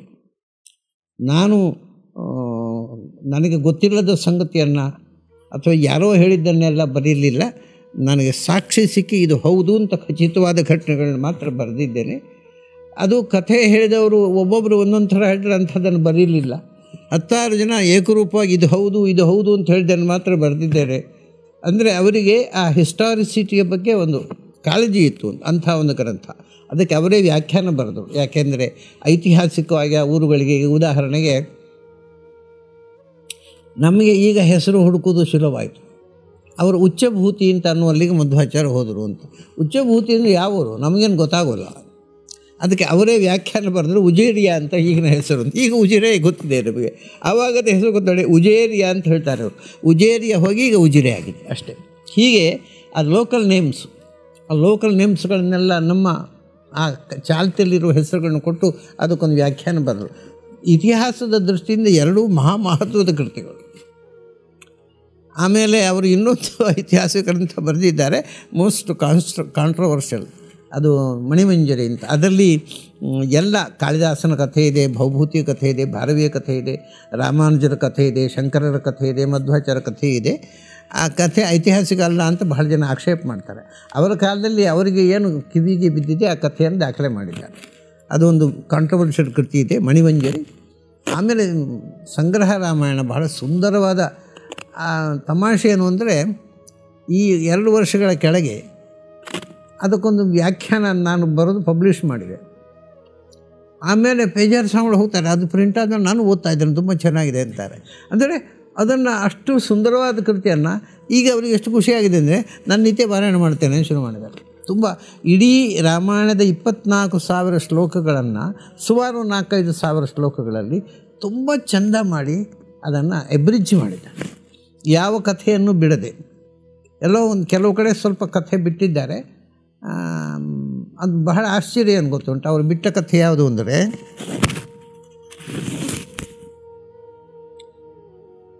ಸೀತೆಯನ್ನು ರಾವಣ ಅಪಹಾರ ಮಾಡಿದ ಕಥೆಯೆಲ್ಲ ಬರೆದಿದ್ದಾರೆ. ಕೊನೆಗೆ ಸೀತಾ ಪರಿತ್ಯಾಗದ ಕಥೆ ಉಂಟಲ್ವ, ಅದು ಬರೀಲೇ ಇಲ್ಲ ಅವರು ಯಾಕೆ ಮನಸ್ಸಾಗಲಿಲ್ಲ ಏನೋ. ಸೀತೆಯನ್ನು ರಾಮ ಕಾಡಿಗೆ ಕಳಿಸಿದ ಕಥೆ ಉಂಟಲ್ವ, ಅದನ್ನು ಬರೀಲೇ ಇಲ್ಲ ಅವರು, ಬಿಟ್ಟುಬಿಟ್ಟಿದ್ದಾರೆ. ಅದು ಬಿಟ್ಟರೆ ಅದು ಸೀತೆ ವಾಲ್ಮೀಕಿ ಆಶ್ರಮದಲ್ಲಿ ಮಕ್ಕಳಾದದ್ದು ಅದೆಲ್ಲ ಬರೆದಿದ್ದಾರೆ. ಸೀತೆಯನ್ನು ರಾಮ ಕಾಡಿಗೆ ಕಳಿಸಿದ ಭಾಗವನ್ನು ಬರೀಲಿಲ್ಲ. ಅವರಿಗೆ ಯಾಕೋ ಸಂಕಟ ಆಯ್ತು, ಅವರು ಬಿಟ್ಟುಬಿಟ್ರು. ಆದರೆ ರಾಮಾಯಣವನ್ನು ಇವತ್ತು ನೀವು ಕಂಪೇರ್ ಮಾಡಿ ಎಡಿಟ್ ಮಾಡಲಿಕ್ಕೆ ತುಂಬ ಉಪಯುಕ್ತವಾದಂಥ ಸಂಗ್ರಹ ರಾಮಾಯಣ. ಇನ್ನೂ ಅನೇಕ ಸ್ತೋತ್ರಗಳನ್ನು ಬರೆದಿದ್ದಾರೆ. ಎಷ್ಟೋ ಸ್ತೋತ್ರಗಳು ಇವತ್ತಿಗೂ ಪ್ರಿಂಟ್ ಆಗಿಲ್ಲ. ಎಲ್ಲೋ ಪುಸ್ತಕಗಳಲ್ಲಿ ಅಲ್ಲಲ್ಲಿ ಈ ಫಿಲ್ಲರ್ ಅಂತ ಹೇಳ್ತೀವಲ್ಲ, ಅಲ್ಲಿ ಒಂದು ಗ್ರಂಥ ಮುಗಿದು ಅಷ್ಟು ಜಾಗ ಉಳೀತದೆ. ಈ ಆಕಾಶವಾಣಿಯವರು ಫಿಲ್ಲರ್ ಅಂತ ಹೊಂದಿದೆ, ಹಾಗೆ ಆ ಜಾಗದಲ್ಲಿ ಕೆಲವು ಸ್ತೋತ್ರಗಳು, ಸಣ್ಣ ಸಣ್ಣ ಸ್ತೋತ್ರಗಳು ತುಂಬ ಬರೆದಿದ್ದಾರೆ. ಹೆಚ್ಚಿನ ಇನ್ನೂ ಕೂಡ ಪ್ರಕಟ ಆಗಲಿಲ್ಲ. ಆಮೇಲೆ ಅವರು ಇದಕ್ಕೋಸ್ಕರ ಬಹಳ ಅಪೂರ್ವವಾದ ಇನ್ನೊಂದು ಗ್ರಂಥ ಏನು ಗೊತ್ತುಂಟ, ಕೃಷ್ಣಮಾಲಾ ಧ್ಯಾನಮಾಲಾ ಅಂತ 2 ಪುಸ್ತಕ. ಕೃಷ್ಣಮಾಲಾ ಅಂತಂದರೆ ಇಡೀ ಕೃಷ್ಣನ ಕಥೆಯನ್ನು ಕ್ರೊನೊಲಾಜಿಕಲಿ ಬರೆದದ್ದು. ನಿಮಗೆ ಒಂದೊಂದು ಕಥೆ ಸಿಗುತ್ತೆ, ಅದು ಯಾವಾಗ ನಡೆದದ್ದು, ಅದರ ನಂತರ ಯಾವುದು, ಅದನ್ನು ಕ್ರಮಬದ್ಧವಾಗಿ ಹೇಳ್ತಕ್ಕಂಥ ಒಂದು ಸಣ್ಣ ಗ್ರಂಥ ಕೃಷ್ಣಮಾಲಾ. ಬರೀ ಅನುಕ್ರಮಣಿಕೆ, ಅದು ಅನುಕ್ರಮಣಿಕೆ ಆಫ್ ಕೃಷ್ಣ ಕಥಾ, ಬರೀ ಅದನ್ನು ಆರ್ಡರ್ನಲ್ಲಿ ಹೇಳ್ಕೊಂಡು ಹೋಗ್ತಾರೆ ಕಥೆಯನ್ನಷ್ಟೇ. ಆಮೇಲೆ ಧ್ಯಾನಮಾಲಾದಲ್ಲಿ ನೀವು ಹೌ ಟು ಮೆಡಿಟೇಟ್, ನೀವು ಧ್ಯಾನ ಮಾಡಿ ಕಣ್ಮುಚ್ಚಿ ಕೂತ್ಕೊಂಡು ಧ್ಯಾನ ಮಾಡೋದು ಹೇಗೆ ಅಂತ ಬಹಳ ಜನರಿಗೆ ದೊಡ್ಡ ಪ್ರಶ್ನೆ. ಅದಕ್ಕೆ ಪ್ರಿಪರೇಷನ್ ಇಲ್ಲದೆ ಕಣ್ಮುಚ್ಚಿ ಕೂತಗೊಡ್ಲೆ ಏನೂ ಕಾಣೋಲ್ಲ. ಕಣ್ಮುಚ್ಚಿ ಕೂತರೆ ಪಕ್ಕದ ಮನೆ ಹುಡುಗಿಯರು ಕಾಣೋದು ಅಷ್ಟೇ, ದೇವರು ಕಾಣೋಲ್ಲ. ಅದು ಬಹಳ ಜನ ಗೊತ್ತಿಲ್ಲ. ಧ್ಯಾನ ಅಂದರೆ ಕಣ್ಮುಚ್ಚಿ ಕೂತ್ಕೊಳ್ಳೋದು ತಿಳ್ಕೊಂಡು ಬಿಟ್ಟಿದ್ದಾರೆ. ನಿಜವಾಗಿ ಧ್ಯಾನಕ್ಕೆ ಕೆಲವು ಪ್ರಿಪರೇಷನ್ ಇದೆ. ಅದಕ್ಕಿಂತ ಮೊದಲು ಸ್ವಲ್ಪ ನಾವು ಕೂತ್ಕೊಂಡು ಪದ್ಮಾಸನ ಹಾಕಿ ಕೂತ್ಕೊಳ್ಳಿಕ್ಕೆ ಅಭ್ಯಾಸ ಮಾಡಬೇಕು. ಅದಕ್ಕಿಂತ ಮುಂಚೆ ನಾವು ಪ್ಯಾಂಟ್ ಕಳಿಸಬೇಕಾಗತ್ತೆ. ಪ್ಯಾಂಟ್ ಹಾಕ್ಕೊಂಡು ಪದ್ಮಾಸನ ಹಾಕ್ಲಿಕ್ಕೆ ಆಗೋದಿಲ್ಲ. ಹಾಗಾಗಿ ಪದ್ಮಾಸನ ಹಾಕಿ ಕೂಡಲಿಕ್ಕೆ ಕಲಿಬೇಕು. ಆಮೇಲೆ ಸ್ಪೈನು ಬೆಂಡಾಗದಂತೆ ನೆಟ್ಟಗೆ ಕೂತ್ಕೊಳ್ಳಿಕ್ಕೆ ಕಲಿಬೇಕು. ಆಮೇಲೆ ಪ್ರಾಣಾಯಾಮ ಅಭ್ಯಾಸ ಮಾಡಬೇಕು. ಇಷ್ಟೆಲ್ಲ ಮಾಡಿದ ಮೇಲೆ ಕಾನ್ಸಂಟ್ರೇಷನ್ ಮನಸ್ಸಿಗೆ ಸಾಧ್ಯ ಆಗುತ್ತೆ, ಒನ್ ಪಾಯಿಂಟೆಡ್ನೆಸ್ ಆಫ್ ಮೈಂಡ್. ಹೀಗೆ ಅದನ್ನು ಅವರು ಕಣ್ಮುಚ್ಚಿ ದೇವರನ್ನೇ ಹೇಗೆ ಧ್ಯಾನ ಮಾಡಬೇಕು ಅಂತ ಬಹಳ ಅದ್ಭುತವಾಗಿದೆ ಅದು. ಕೃಷ್ಣ, ಈ ಕಡೆ ರುಕ್ಮಿಣಿ, ಈ ಕಡೆ ಸತ್ಯಭಾಮೆ, ಎಲ್ಲ ಇದ್ದು ಭಗವಂತನನ್ನು ಯಾವ್ಯಾವ ರೂಪಗಳಿಂದ ಎಲ್ಲೆಲ್ಲಿ ಧ್ಯಾನ ಮಾಡಬೇಕು ಇದೆಲ್ಲ ಬಹಳ ಸುಂದರವಾಗಿ ಬರೆದಂಥ ಗ್ರಂಥ. ಅದನ್ನು ನಾನೇ ಕನ್ನಡಕ್ಕೆ ಅನುವಾದ ಮಾಡಿ ಪಬ್ಲಿಷ್ ಮಾಡಿದೆ, ಮುಂಚೆ ಇರಲಿಲ್ಲ ಅದು. ಆಮೇಲೆ ಕೃಷ್ಣಮಾಲ ಆಯಿತು. ಆಮೇಲೆ ಅವರು ತಾಂತ್ರಿಕ್ ಟೆಕ್ಸ್ಟ್, ರಿಚುವಲ್ಸ್, ಹೋಮ ಹವನಗಳನ್ನು ಹೇಗೆ ಮಾಡಬೇಕು, ನಿತ್ಯ ಅನುಷ್ಠಾನ ಹೇಗಿರಬೇಕು, ಅನುಷ್ಠಾನಕ್ಕೆ ಸಂಬಂಧಪಟ್ಟ ಅದು ಯೋಗದೀಪಿಕಾ ಅಂತ ತುಂಬ ಅದ್ಭುತವಾದ ಗ್ರಂಥ. ಇದೆಲ್ಲ ನಾರಾಯಣ ಪಂಡಿತರು ಕೊಟ್ಟಂಥ ಪ್ರಮುಖ ಗ್ರಂಥಗಳಲ್ಲಿ ಕೆಲವು. ಅವರ ಮಗ, ನಾರಾಯಣ ಪಂಡಿತರ ಮಗ, ಅವರು ವಾಮನ ಪಂಡಿತರು ಅಂತ ನೋಡಿ, ತಿರುಕುನ ಪಂಡಿತರು, ಅವ್ರ ಮಗ ನಾರಾಯಣ ಪಂಡಿತ, ಅವ್ರ ಮಗ ವಾಮನ ಪಂಡಿತರು. 3 ತಲೆಮಾರು ದೊಡ್ಡ ಗ್ರಂಥಕಾರರ ಪರಂಪರೆ ಅದು. ವಾಮನ ಪಂಡಿತರು ಬ್ರಹ್ಮಸೂತ್ರ ಆಚಾರ್ಯರು ಬರೆದಂಥ ಸಂಗ್ರಹ ಭಾಷ್ಯಕ್ಕೆ ಆನಂದಮಾಲಾ ಅಂತ ಒಂದು ವ್ಯಾಖ್ಯಾನ ಬರೆದರು, ಅದ್ಭುತವಾದ ವ್ಯಾಖ್ಯಾನ ಅದು. ಅದರ ಹೆಸರಿನಷ್ಟೇ ಆನಂದಮಾಲಾ ಅದು. ಆಮೇಲೆ ಈಗ ನಮಗೆ ಸಿಕ್ಕಿದೆ 6 ಉಪನಿಷತ್ತುಗಳ ಭಾಷ್ಯಕ್ಕೆ ಟೀಕೆ ಬರೆದಿದ್ದಾರೆ. ಅದು ಇನ್ನೂ ಉಳಿದದ್ದು ಬರೆದಿರ್ಬೋದು ಅವರು. ನಮ್ಮ ದುರ್ದೈವದಿಂದ ಈಗ 6 ನಾನೇ ಪ್ರಿಂಟ್ ಮಾಡಿದ್ದು ಇತ್ತೀಚೆಗೆ. ಅದರ ಹಿಂಚೆ ಅದು ಸಿಗ್ತಿರಲಿಲ್ಲ, ಮುದ್ರಣದಲ್ಲೇ ಇಲ್ಲ, ಯಾರೂ ಅಧ್ಯಯನ ಮಾಡ್ತಿರಲಿಲ್ಲ. ವಾಮನ ಪಂಡಿತಾಚಾರ್ಯ ಅಂತ ಒಬ್ಬರು ಇದ್ದರು ಅಂತ ಬಹಳ ಜನ ಪಂಡಿತರಿಗೆ ಗೊತ್ತಿರಲಿಲ್ಲ. ಸರಿ, ಅದನ್ನು ಹುಡುಕಿ ಪ್ರಿಂಟ್ ಮಾಡಿದಾಗ 6 ವ್ಯಾಖ್ಯಾನ ಸಿಕ್ಕಿತ್ತು ನನಗೆ. 6 ವ್ಯಾಖ್ಯಾನವನ್ನು ವಿತ್ ಮೈ ಓನ್ ಕಾಮೆಂಟ್ರಿ ನಾನು ಪಬ್ಲಿಷ್ ಮಾಡಿದೆ. ಇನ್ನೂ 4-10 ಉಪನಿಷತ್ತುಗಳಿಗೆ ಅವರು ಖಂಡಿತ ಬರೆದಿರಬಹುದು ಅಂತ ಗುಮಾನಿ ಇದೆ ನನಗೆ. ಎಂದಾದರೂ ಸಿಕ್ಕಿದ್ರೂ ಸಿಗಬಹುದು. 6 ಸಿಕ್ಕಿತಲ್ಲ, ಅದೇ ಪುಣ್ಯ. ಅದು 6 ಇರಲಿಲ್ಲ ಒಂದು ಕಾಲದಲ್ಲಿ. ಅದರಿಂದ ಏನಾಗಿತ್ತು ಗೊತ್ತಾ, ಉಪನಿಷತ್ತುಗಳಿಗೆ ವ್ಯಾಖ್ಯಾನ ಬರೆದಿದ್ದಾರೆ ನಮ್ಮ ಪರಂಪರೆಯ ಅನೇಕ ಜನ ವಿದ್ವಾಂಸರು. ಅಷ್ಟೂ ತಪ್ಪು. ಯಾಕೆಂದರೆ ಅವರು ವಾಮನ ಪಂಡಿತಾಚಾರ್ಯದ ನೋಡಲಿಲ್ಲ. ಎಲ್ಲ ವ್ಯಾಖ್ಯಾನಕಾರರು ತಪ್ಪು ಬರೆದಿದ್ದಾರೆ. ಅದೇ ವಾಮನ ಪಂಡಿತಾಚಾರ್ಯ ಸಿಕ್ಕಿದ್ರೆ ಕರೆಕ್ಟ್ ಬರೀತಿದ್ರು. ಇವತ್ತು ನಮಗೆ ಲಾಭ ಏನು ಅಂದರೆ ವಾಮನ ಪಂಡಿತಾಚಾರ್ಯ ಸಿಕ್ಕಿದ್ದಾರೆ, ಹಿಂದಿನ ಪಂಡಿತರು ಬರೆದಿದ್ದೆಲ್ಲ ತಪ್ಪು ಅಂತ ಗೊತ್ತಾಗುತ್ತೆ, ನಿಜವಾದ ಅರ್ಥ ಏನು ಅನ್ನೋದು ಗೊತ್ತಾಗುತ್ತೆ. ಬಹಳ ಅದ್ಭುತ ಅದು ನೋಡಿ. ಬ್ರಹ್ಮ ದೇವಾನಾಂ ಪ್ರಥಮ ಸಂಬಭೂವ, ಇದು ಉಪನಿಷತ್ತಿನ ಒಂದು ಲೈನು. ಅದರಲ್ಲಿ ಏನಿದೆ, ಬ್ರಹ್ಮ ದೇವಾನಾಂ ಪ್ರಥಮ ಸಂಬಭೂವ, ದೇವತೆಗಳಲ್ಲಿ ಮೊದಲಿಗನಾಗಿ ಬ್ರಹ್ಮನು ಹುಟ್ಟಿದ. ಇಷ್ಟೇ ಇರೋದು. ಅದಕ್ಕೆ ಮಧ್ವಾಚಾರ್ಯ ಭಾಷ್ಯ ಬರೆಯುವಾಗ ವಿಷ್ಣೋ ಬ್ರಹ್ಮ ಅಗ್ರಜ ಸುತಃ, ಮೊದಲು ಅಂದರೆ ಮೊದಲ ಮಗ ಯಾರಿಗೆ ಅಂತ ಇಲ್ಲ ಅಲ್ಲಿ, ಮೊದಲು ಅದು ವಿಷ್ಣುವಿನ ಮೊದಲ ಮಗ ಬ್ರಹ್ಮ ಅಂತ ಬರೆದರು. ಈ ವಾಮನ ಪಂಡಿತಾಚಾರ್ಯ ಹೇಳ್ತಾರೆ ಅದು ಎಲ್ಲಿದೆ, ಅದು ಉಪನಿಷತ್ನಲ್ಲಿಲ್ಲದನ್ನು ಮಧ್ವಾಚಾರ್ಯ ಹೇಗೆ ಬರೆದರು? ಉಪನಿಷತ್ನಲ್ಲೇ ಉಂಟಪ್ಪ, ಎಲ್ಲಿದೆ ಅಲ್ಲಿ ಏನಿಲ್ಲ. ಬ್ರಹ್ಮ ದೇವಾನಾಂ ಪ್ರಥಮ ಸಂಬಭೂವ ಅಂತ. ಸಂ ಅನ್ನುವುದಕ್ಕೆ ವೇದಿಕ ಕೋಶದಲ್ಲಿ ವಿಷ್ಣು ಅಂತ ಅರ್ಥ, ಸಂಬಭೂವ ಅಂದರೆ ವಿಷ್ಣುವಿನ ಮಗ ಅಂತರ್ಥ, ಸಂಬಭೂವ ವಿಷ್ಣುವಿನ ಬಭುವ ಇತ್ಯರ್ಥ. ಇಂಥ ಅಂದರೆ ಸಾಮಾನ್ಯ ಸಂಸ್ಕೃತ ಪಂಡಿತರು ಸ್ವಪ್ನದಲ್ಲೂ ಯೋಚಿಸಲಾಗದ ರೇರ್ ಮೀನಿಂಗ್ಸ್, ಅದ್ಭುತವಾದ ಅರ್ಥಗಳನ್ನ ವಾಮನ ಪಂಡಿತರು ಬರೆದು. ಅದು ಈಗ ನಮಗೆ ಸಿಕ್ಕಿರೋದು ನಮ್ಮ ಭಾಗ್ಯ, ಹಿಂದಿನ ಪಂಡಿತರಿಗೆ ಸಿಗಲಿಲ್ಲ. ಅದು ಮತ್ತು 6 ಉಪನಿಷತ್ತು ಇದಿಷ್ಟು. ಈಗ ಆಮೇಲೆ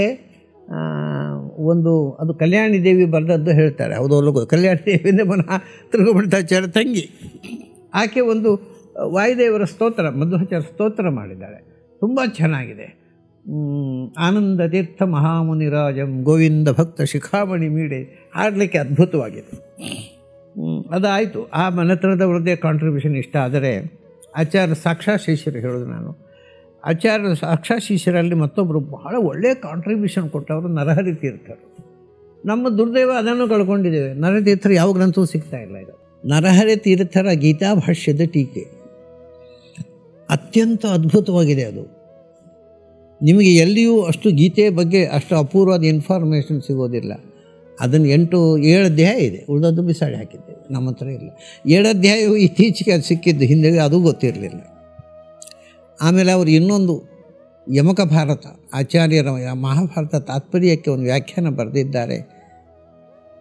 ಏನು ಚೆನ್ನಾಗಿದೆ ಅಂದರೆ ಅವರ ವ್ಯಾಖ್ಯಾನ ಅಲ್ಲದೆ ಇರ್ತಿದ್ದರೆ ಆಚಾರ್ಯರ ಯಮಕ ಭಾರತ ಅರ್ಥವೇ ಆಗ್ತಿರಲಿಲ್ಲ. ಆ ಯಮಕ ಒಂದೊಂದು ಶ್ಲೋಕಕ್ಕೆ ಎಷ್ಟು ಬಗೆಯ ಅರ್ಥ ಮಾಡಲಿಕ್ಕೆ ಬರುತ್ತೆ ನೋಡಿ. ಯಮಕದಲ್ಲಿ ಒಂದು ಅರ್ಥ ಮಾಡೋದು ಕಷ್ಟ, ಮಹಾಕವಿಗಳು ಕಷ್ಟಪಟ್ಟು ಒಂದು ಅರ್ಥ ಮಾಡ್ತಾರೆ. ಇವರು ಆ ಯಮಕದ ಶ್ಲೋಕಗಳಿಗೆ ಒಂದೊಂದಕ್ಕೆ 7-8 ಬಗೆಯ ಅರ್ಥ ಹೇಳ್ತಾರೆ. ಅದು ಪ್ರಾಯ ನರಹರಿ ತೀರ್ಥರು ಅಲ್ಲದೇ ಇರ್ತಿದ್ದರೆ ಮುಂದಿನವರಿಗೆ ಅದು ಗೊತ್ತೇ ಆಗ್ತಿರಲಿಲ್ಲ. ಆಮೇಲೆ ಅವರು ಇನ್ನೂ ತುಂಬ ಗ್ರಂಥಗಳನ್ನು ಬರೆದಿದ್ದಾರೆ, ಎಲ್ಲ ನಾವು ಕಳ್ಕೊಂಡಿದ್ದೇವೆ. ನರಹರಿ ತೀರ್ಥರನ್ನು ಯಾಕೆ ಇಗ್ನೋರ್ ಮಾಡಿದರೋ ಗೊತ್ತಿಲ್ಲ ಅನಂತರದವರು. ನನಗೆ ಒಂದು ಗುಮಾನಿ ಇದೆ, ಇದು ಯಾವಾಗಲೂ ನಮ್ಮಲ್ಲಿ ಒಂದು ದುರ್ಬುದ್ಧಿ ಇದೆ, ಘಟ್ಟದ ಕೆಳಗಿನವರು ಘಟ್ಟದ ಮೇಲಿನವರು ಅಂತ. ನರಹರಿ ತೀರ್ಥರು ಮೂಲತಃ ಘಟ್ಟದ ಮೇಲಿನವರು, ಆದರೆ ಅವರು ಸ್ವಾಮಿಯಾಗಿದ್ದದ್ದು ಉಡುಪಿಯ ಅಧಮಾನ ಮಠದಲ್ಲಿ. ಹಾಗಾಗಿ ಅದು ಉಡುಪಿ ಮಠದವರು ಅಂತ ಬಿಟ್ಟರೆ ನಾವು ಘಟ್ಟದ ಮೇಲಿನವರು. ಎಷ್ಟು ಅಪೂರ್ವ ಗ್ರಂಥಗಳನ್ನ ಬರೆದಿದ್ದಾರೆ, ಏನು ಚಂದ ಬರೆದಿದ್ದಾರೆ. ಉದಾಹರಣೆ ನನಗೆ ಇತ್ತೀಚೆಗೆ ಅವರ ಪುಸ್ತಕದಲ್ಲಿ ಸಿಕ್ಕಿದ ಒಂದು ವಿಷಯ. ನಾವು ಪ್ರಾಣಾಯಾಮ ಮಾಡುವಾಗ ಕುಂಭಕ ಪ್ರಾಣಾಯಾಮ ಅಂತ ಹೇಳ್ತೇವಲ್ವ. ಕುಂಭಕ ಪ್ರಾಣಾಯಾಮ ಅಂತ ಹೇಳಿದ್ರೆ ಎಲ್ರಿಗೂ ಸಾಮಾನ್ಯ ಗೊತ್ತಿದೆ, ಶ್ವಾಸ ನಿರೋಧ ಮಾಡಿಕೊಂಡು ಕೂತು ಬಿಡೋದು ಅಂತ ಅಷ್ಟೇ. ಅಲ್ಲ, ಅದಕ್ಕೆ ಕುಂಭಕ ಅಂತ ಯಾಕೆ ಹೆಸರು? ನನಗೆ ತಿಳಿದ ಹಾಗೆ ಸಂಸ್ಕೃತದಲ್ಲಿ ಕುಂಭಕ ಶಬ್ದಕ್ಕೆ ಅರ್ಥ ಬರೆದವರು ನರಹರಿ ತೀರ್ಥರೊಬ್ಬರೇ. ಅವರು ಹೇಳ್ತಾರೆ, ನಮ್ಮ ತಲೆ ಅನ್ನೋದು ಒಂದು ಮಡಕೆ, ಕುಂಭ ಅದು ಎಂಥ ಮಡಕೆ? ಉಸಿರಾಟ ಇಲ್ಲದ ಮಡಕೆ. ಯಾಕೆ ನಮ್ಮ ಸ್ತಂಭಕ ಉಸಿರಾಟ ಇಲ್ಲದ ಮಡಕೆ ಅಂತಿರುವ ಈ ತಲೆಯಲ್ಲಿ, ಕಮ್ಮಂದರೆ ತಲೆ, ಕುಂಭದಂತೆ ಉಸಿರಾಟ ಇಲ್ಲದ ತಲೆಯಲ್ಲಿ ಗಾಳಿಯನ್ನು ತುಂಬಿಸುವುದು ಕುಂಭಕ ಅಂತ. ಅಂದರೆ ಈ ಎಟಿಮಾಲಜಿ ನಮಗೆ ಅರ್ಥ ಗೊತ್ತಿದೆ, ಬಟ್ ಆ ಶಬ್ದದಿಂದ ಆ ಎಟಿಮಾಲಜಿಯನ್ನು ಬರೆದು ತೋರಿಸಿದವರು ನನ್ನ ಗಮನಕ್ಕೆ ಬಂದಂತೆ ಇನ್ಯಾವ ಸಂಸ್ಕೃತ ಲೇಖಕನೂ ಬರಲಿಲ್ಲ.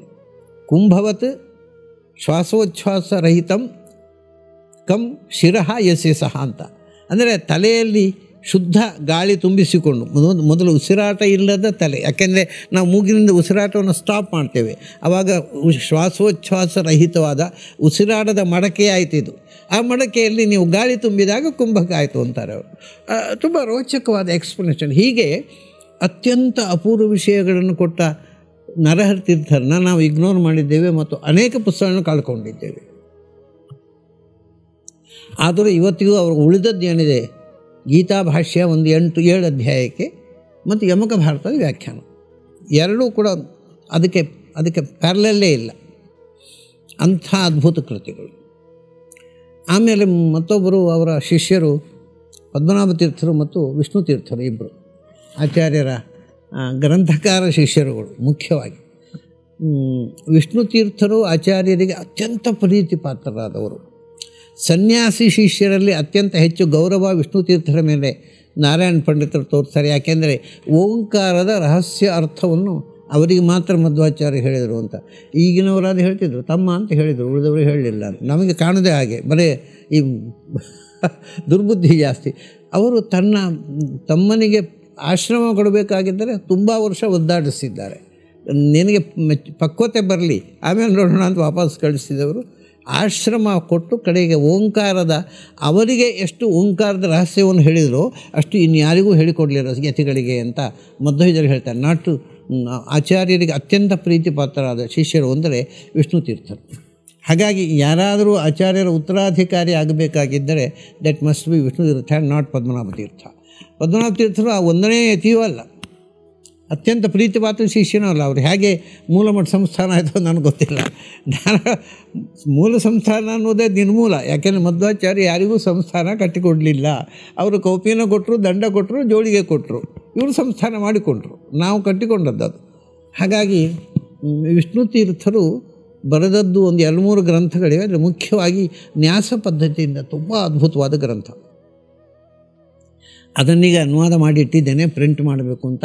ಸರ್ವೋತ್ತಮ ತೀರ್ಥರ ವ್ಯಾಖ್ಯಾನ ಸಿಗುತ್ತೋ ಅಂತ ಕಾಯ್ತಾ ಇದ್ದೇನೆ. ಸಿಗದೇ ಇದ್ದರೆ ಹಾಗೆ ಕೊಡ್ತೇನೆ. ಅದರಲ್ಲಿ 3-4 ಅಧ್ಯಾಯಗಳಿವೆ. ಒಂದು ಅಧ್ಯಾಯದಲ್ಲಿ ಬರೀ ದ್ವೈತಾದ್ವೈತ ವಿಮರ್ಶೆ, ಒಬ್ಬ ಶಾಸ್ತ್ರದ ಅಧಿಕಾರಿ ಹೇಗಿರಬೇಕು ಅಂತ ಅಧಿಕಾರ ಸಂಪತ್ತಿಯನ್ನು ಹೇಳ್ತಾ ಇಡೀ ಬಹಳ ಅದ್ಭುತವಾಗಿದೆ. ಆ ಅದ್ವೈತದ ಬಗ್ಗೆ ಅವರ ಪ್ರತಿಕ್ರಿಯೆ. ಅವರು ಹೆಚ್ಚು ವಾಕ್ಯಾರ್ಥ ಮಾಡೋದಿಲ್ಲ, ಶ್ರುತಿಗಳನ್ನೇ ಕೊಡ್ತಾರೆ. ಅವರು ಅಪೂರ್ವ ಶ್ರುತಿಗಳನ್ನು ಕೊಟ್ಟಿದ್ದಾರೆ. ದ್ವೈತ ಪರವಾಗಿ ಅಥವಾ ಅದ್ವೈತದ ಪರವಾಗಿಯೋ ವ್ಯವಹಾರ ಅಲ್ಲದ ತುಂಬ ಅಪೂರ್ವ ಶ್ರುತಿಗಳನ್ನು ಕೊಡ್ತಾರೆ. ಇಡೀ ಒಂದು ಅಧ್ಯಾಯ ಪೂರ್ತಿ ಅದು. ಆಮೇಲೆ 2ನೇ ಅಧ್ಯಾಯ ಪೂರ್ತಿ ಅನುಷ್ಠಾನ, 3ನೇ ಅಧ್ಯಾಯ ಪೂರ್ತಿ ಇದು ದೇವಸ್ಥಾನ, ಅಲ್ಲಿ ಹೋಮಾದಿಗಳು. 4ನೇ ಅಧ್ಯಾಯದಲ್ಲಿ ಸನ್ಯಾಸಿ ಧರ್ಮ, ಸನ್ಯಾಸಿ ಅಂತ್ಯಕ್ರಿಯೆ ತನಕ ಅವನ ಸಮಾಧಿ ಹೇಗೆ ಮಾಡಬೇಕು ಎಲ್ಲ ಬರೆದಿದ್ದಾರೆ. ಬಟ್ ಒಂದು ಅಪೂರ್ವವಾದ ಧರ್ಮಶಾಸ್ತ್ರ ಗ್ರಂಥ ಅದು. ಹಾಗೆ ಸರಿಯಾಗಿ ಪಾಠಶುದ್ಧವಾಗಿ ಈವರೆಗೆ ಪ್ರಕಟ ಆಗಲಿಲ್ಲ. ಅವರ ದೊಡ್ಡ ಕೊಡುಗೆ ಅದು. ಪದ್ಮನಾಭ ತೀರ್ಥರು ಈಗ ಸಿಕ್ಕಿರುವುದರಲ್ಲಿ ಹೆಚ್ಚು ಸಿಕ್ಕಿದ್ದು ಅವರದೇ. ಅವರ ಅನುವ್ಯಾಖ್ಯಾನಕ್ಕೆ ಒಂದು ಒಳ್ಳೆಯ ವ್ಯಾಖ್ಯಾನ ಬರೆದಿದ್ದಾರೆ. ಮತ್ತು ಉಳಿದ ಚಿಕ್ಕ ಚಿಕ್ಕ ಗ್ರಂಥಗಳಿಗೆ ಬರೆದಿದ್ದಾರೆ. ಆದರೆ ಪದ್ಮನಾಭ ತೀರ್ಥರು ಬಹಳ ಮಿತಭಾಷಿ. ಅವ್ರ ಮೂಲಕ್ಕಿಂತಲೂ ಕಮ್ಮಿ ವ್ಯಾಖ್ಯಾನ ಅವರು. ಮಧ್ವಾಚಾರ್ಯ ಕಮ್ಮಿ ಬರೆಯೋರು, ಅದಕ್ಕಿಂತಲೂ ಕಮ್ಮಿ ವ್ಯಾಖ್ಯಾನ ಬರೆದು. ಆದರೆ ಅವರು ಮನಸ್ಸು ಬಿಟ್ಟು ಚಳಿ ಬಿಟ್ಟು ಬರೆದದ್ದು ಅಂದರೆ ಅನುವ್ಯಾಖ್ಯಾನದ ವ್ಯಾಖ್ಯಾನ. ಅದನ್ನು ಪದ್ಮನಾಭ ತೀರ್ಥ ಭಟ್ಟಾರ ನಾರಾಯಣ ಪಂಡಿತರು ಅದಕ್ಕೆ ವ್ಯಾಖ್ಯಾನ ಬರೆದಿದ್ದಾರೆ. ಆದರೆ ಅವರೆಲ್ಲ ಹೇಳ್ತಾರೆ ಅಧಿಕಂತೂ ಪದ್ಮನಾಭ ತೀರ್ಥ ಭಟ್ಟಾರಕ್ಕೆ ಉಕ್ತಂ ದ್ರಷ್ಟವ್ಯ ಅಂತ. ನಾನು ಹೇಳ್ತೇನೆ, ಆದರೆ ನಿಮಗೆ ಇನ್ನೂ ವಿವರ ಬೇಕಾದ್ರೆ ಪದ್ಮನಾಭ ತೀರ್ಥರನ್ನ ನೋಡಿ ಅಂತ. ಪದ್ಮನಾಭ ತೀರ್ಥರು ತುಂಬ ಒಳ್ಳೆಯ ವ್ಯಾಖ್ಯಾನ. ಇನ್ನೊಬ್ಬರು ಇದ್ದಾರೆ, ಅವರು ಮರೆತು ಬಿಟ್ಟವರು, ಇವಾಗ ಇನ್ನೂ ಪ್ರಿಂಟ್ ಆಗಿಲ್ಲ, ಶಂಕರ ಪಂಡಿತ ಆಚಾರ್ಯರು ಅಂತ. ಅವರು ಪ್ರಾಯ ತಿರುಕು ಪಂಡಿತಾಚಾರ್ಯರ ಫ್ಯಾಮಿಲಿಯವರು ಹೌದು, ತಮ್ಮನೇ ಇದ್ದರೂ ಇರ್ಬೋದು. ಅವ್ರದ್ದು 2 ಗ್ರಂಥ ಸಿಕ್ಕಿದೆ ನನಗೆ. ಒಂದು ಅನುವ್ಯಾಖ್ಯಾನ, 2 ಅಲ್ಲ 3 ಗ್ರಂಥ ಸಿಕ್ಕಿದೆ. ಒಂದು ಅನುವ್ಯಾಖ್ಯಾನಕ್ಕೆ ವ್ಯಾಖ್ಯಾನ, ಈವರೆಗೆ ನೋಡಿಲ್ಲ ನಾನು ಆ ಥರದ ವ್ಯಾಖ್ಯಾನ. ಅದು ಪ್ರಿಂಟ್ ಆಗಿಲ್ಲ, ಏನೊಂದು ಬರೀ ಅವತರಣಿಕೆ ಮಾತ್ರ. ಒಂದು ಶ್ಲೋಕಕ್ಕೂ ಅರ್ಥ ಬರೆಯುವುದಿಲ್ಲ. ಮಂಗಲಮಾಚರತಿ ನಾರಾಯಣಂ ಸುರಗುರುಮತಿ ಗ್ರಂಥಂ ಆರಭತೆ, ಅದು ಮುಂದಿನ ಶ್ಲೋಕ ಕಿಟಿಕೆ, ಇವು ಎಲ್ಲಿಯೂ ಯಾವ ಶಬ್ದಕ್ಕೂ ಅರ್ಥ ಬರೆಯೋಲ್ಲ, ಬರೀ ಅವತರಣಿಕಾ ಟೀಕಾ ಚೆನ್ನಾಗಿದೆ, ನಾನು ನೋಡಿದ್ದೇನೆ ಅಂದರೆ. ಬಟ್ ಅದು ಇನ್ನೂ ಪ್ರಿಂಟ್ ಆಗಿಲ್ಲ, ಅದು ಒಂದು. ಆಮೇಲೆ ಅವರು ಇನ್ನೊಂದು ಬರೆದದ್ದು ಅದು ಹಾಗೆ ತುಂಬ ಚೆನ್ನಾಗಿದೆ, ಅನುವ್ಯಾಖ್ಯಾನ ನ್ಯಾಯಮಾಲಾ ನ್ಯಾಯವಿವರಣ ಸಂಬಂಧ ದೀಪಿಕಾ ಅಂತ. ಅವರ ವ್ಯಾಖ್ಯಾನದ ಹೆಸರೇ ಸಂಬಂಧ ದೀಪಿಕಾ ಅಂತ. ಬರೀ ಸಂಬಂಧ ತೋರಿಸ್ಕೊಡೋದು, ಒಂದು ವಾಕ್ಯಕ್ಕೂ. ಅನುವ್ಯಾಖ್ಯಾನ ಮತ್ತು ನ್ಯಾಯವಿವರಣಕ್ಕೆ ಸಂಬಂಧ ತೋರಿಸುವ ಗ್ರಂಥ, ಅದು ತುಂಬ ಚೆನ್ನಾಗಿದೆ. ಹೀಗೆ ಅವರ ಅನೇಕ ಗ್ರಂಥಗಳು ಅದೆಲ್ಲ ಮುದ್ರಣಕ್ಕೆ ಬರಲಿಲ್ಲ ಇನ್ನು ಯಾವುದೂ ಕೂಡ. ಅದರ ಮ್ಯಾನುಸ್ಕ್ರಿಪ್ಟ್ ನಾನು ಎಡಿಟ್ ಮಾಡಿ ಇಟ್ಟಿದ್ದೇನೆ, ಒಂದೊಂದೇ ಪ್ರಿಂಟ್ ಮಾಡಬೇಕು ಅಂತ ಕನಸು ಕಾಣ್ತಾ ಇದ್ದೇನೆ. ಯಾವಾಗ ಎಷ್ಟು ಮಾಡಿಸ್ತಾನೆ ಭಗವಂತ ಗೊತ್ತಿಲ್ಲ. ಹಾಗಾಗಿ ಪದ್ಮನಾಭ ತೀರ್ಥರು ಈ 3 ಪರಂಪರೆ. ನನ್ನ ಆಸೆ ಏನು ಅಂದರೆ ಪದ್ಮನಾಭ ತೀರ್ಥರ ಎಲ್ಲ ಕೃತಿಗಳು, ನರಹರಿ ತೀರ್ಥರ ಎಲ್ಲ ಕೃತಿಗಳು, ತಿರುಕುಳ ಪಂಡಿತರ ಎಲ್ಲ ಕೃತಿಗಳು, ನಾಮೇಲೆ ತಿರುಕುಳ ಮಗ ನಾರಾಯಣ ಪಂಡಿತರು, ವಾಮನ ಪಂಡಿತರು ಎಲ್ಲ ಕೃತಿಗಳು, ವಿಷ್ಣು ತೀರ್ಥರು ಎಲ್ಲ ಕೃತಿಗಳು ಇಷ್ಟು ಒಮ್ಮೆಗೆ ಪ್ರಿಂಟ್ ಆದರೆ ಇದು ಏನು ಅಂದರೆ ಮಧ್ವಾಚಾರ್ಯ ಸಾಕ್ಷಾತ್ ಶಿಷ್ಯರ ಗ್ರಂಥಗಳ ಪರಂಪರೆ. ಇದನ್ನೇ ನಾವೆಲ್ಲ ಬಹಳಷ್ಟು ಕಳ್ಕೊಂಡಿದ್ದೇವೆ. ಸಾಕ್ಷಾತ್ ಶಿಷ್ಯರ ಗ್ರಂಥಗಳನ್ನು ಓದುವ ಅಭ್ಯಾಸವೇ ಇಲ್ಲ.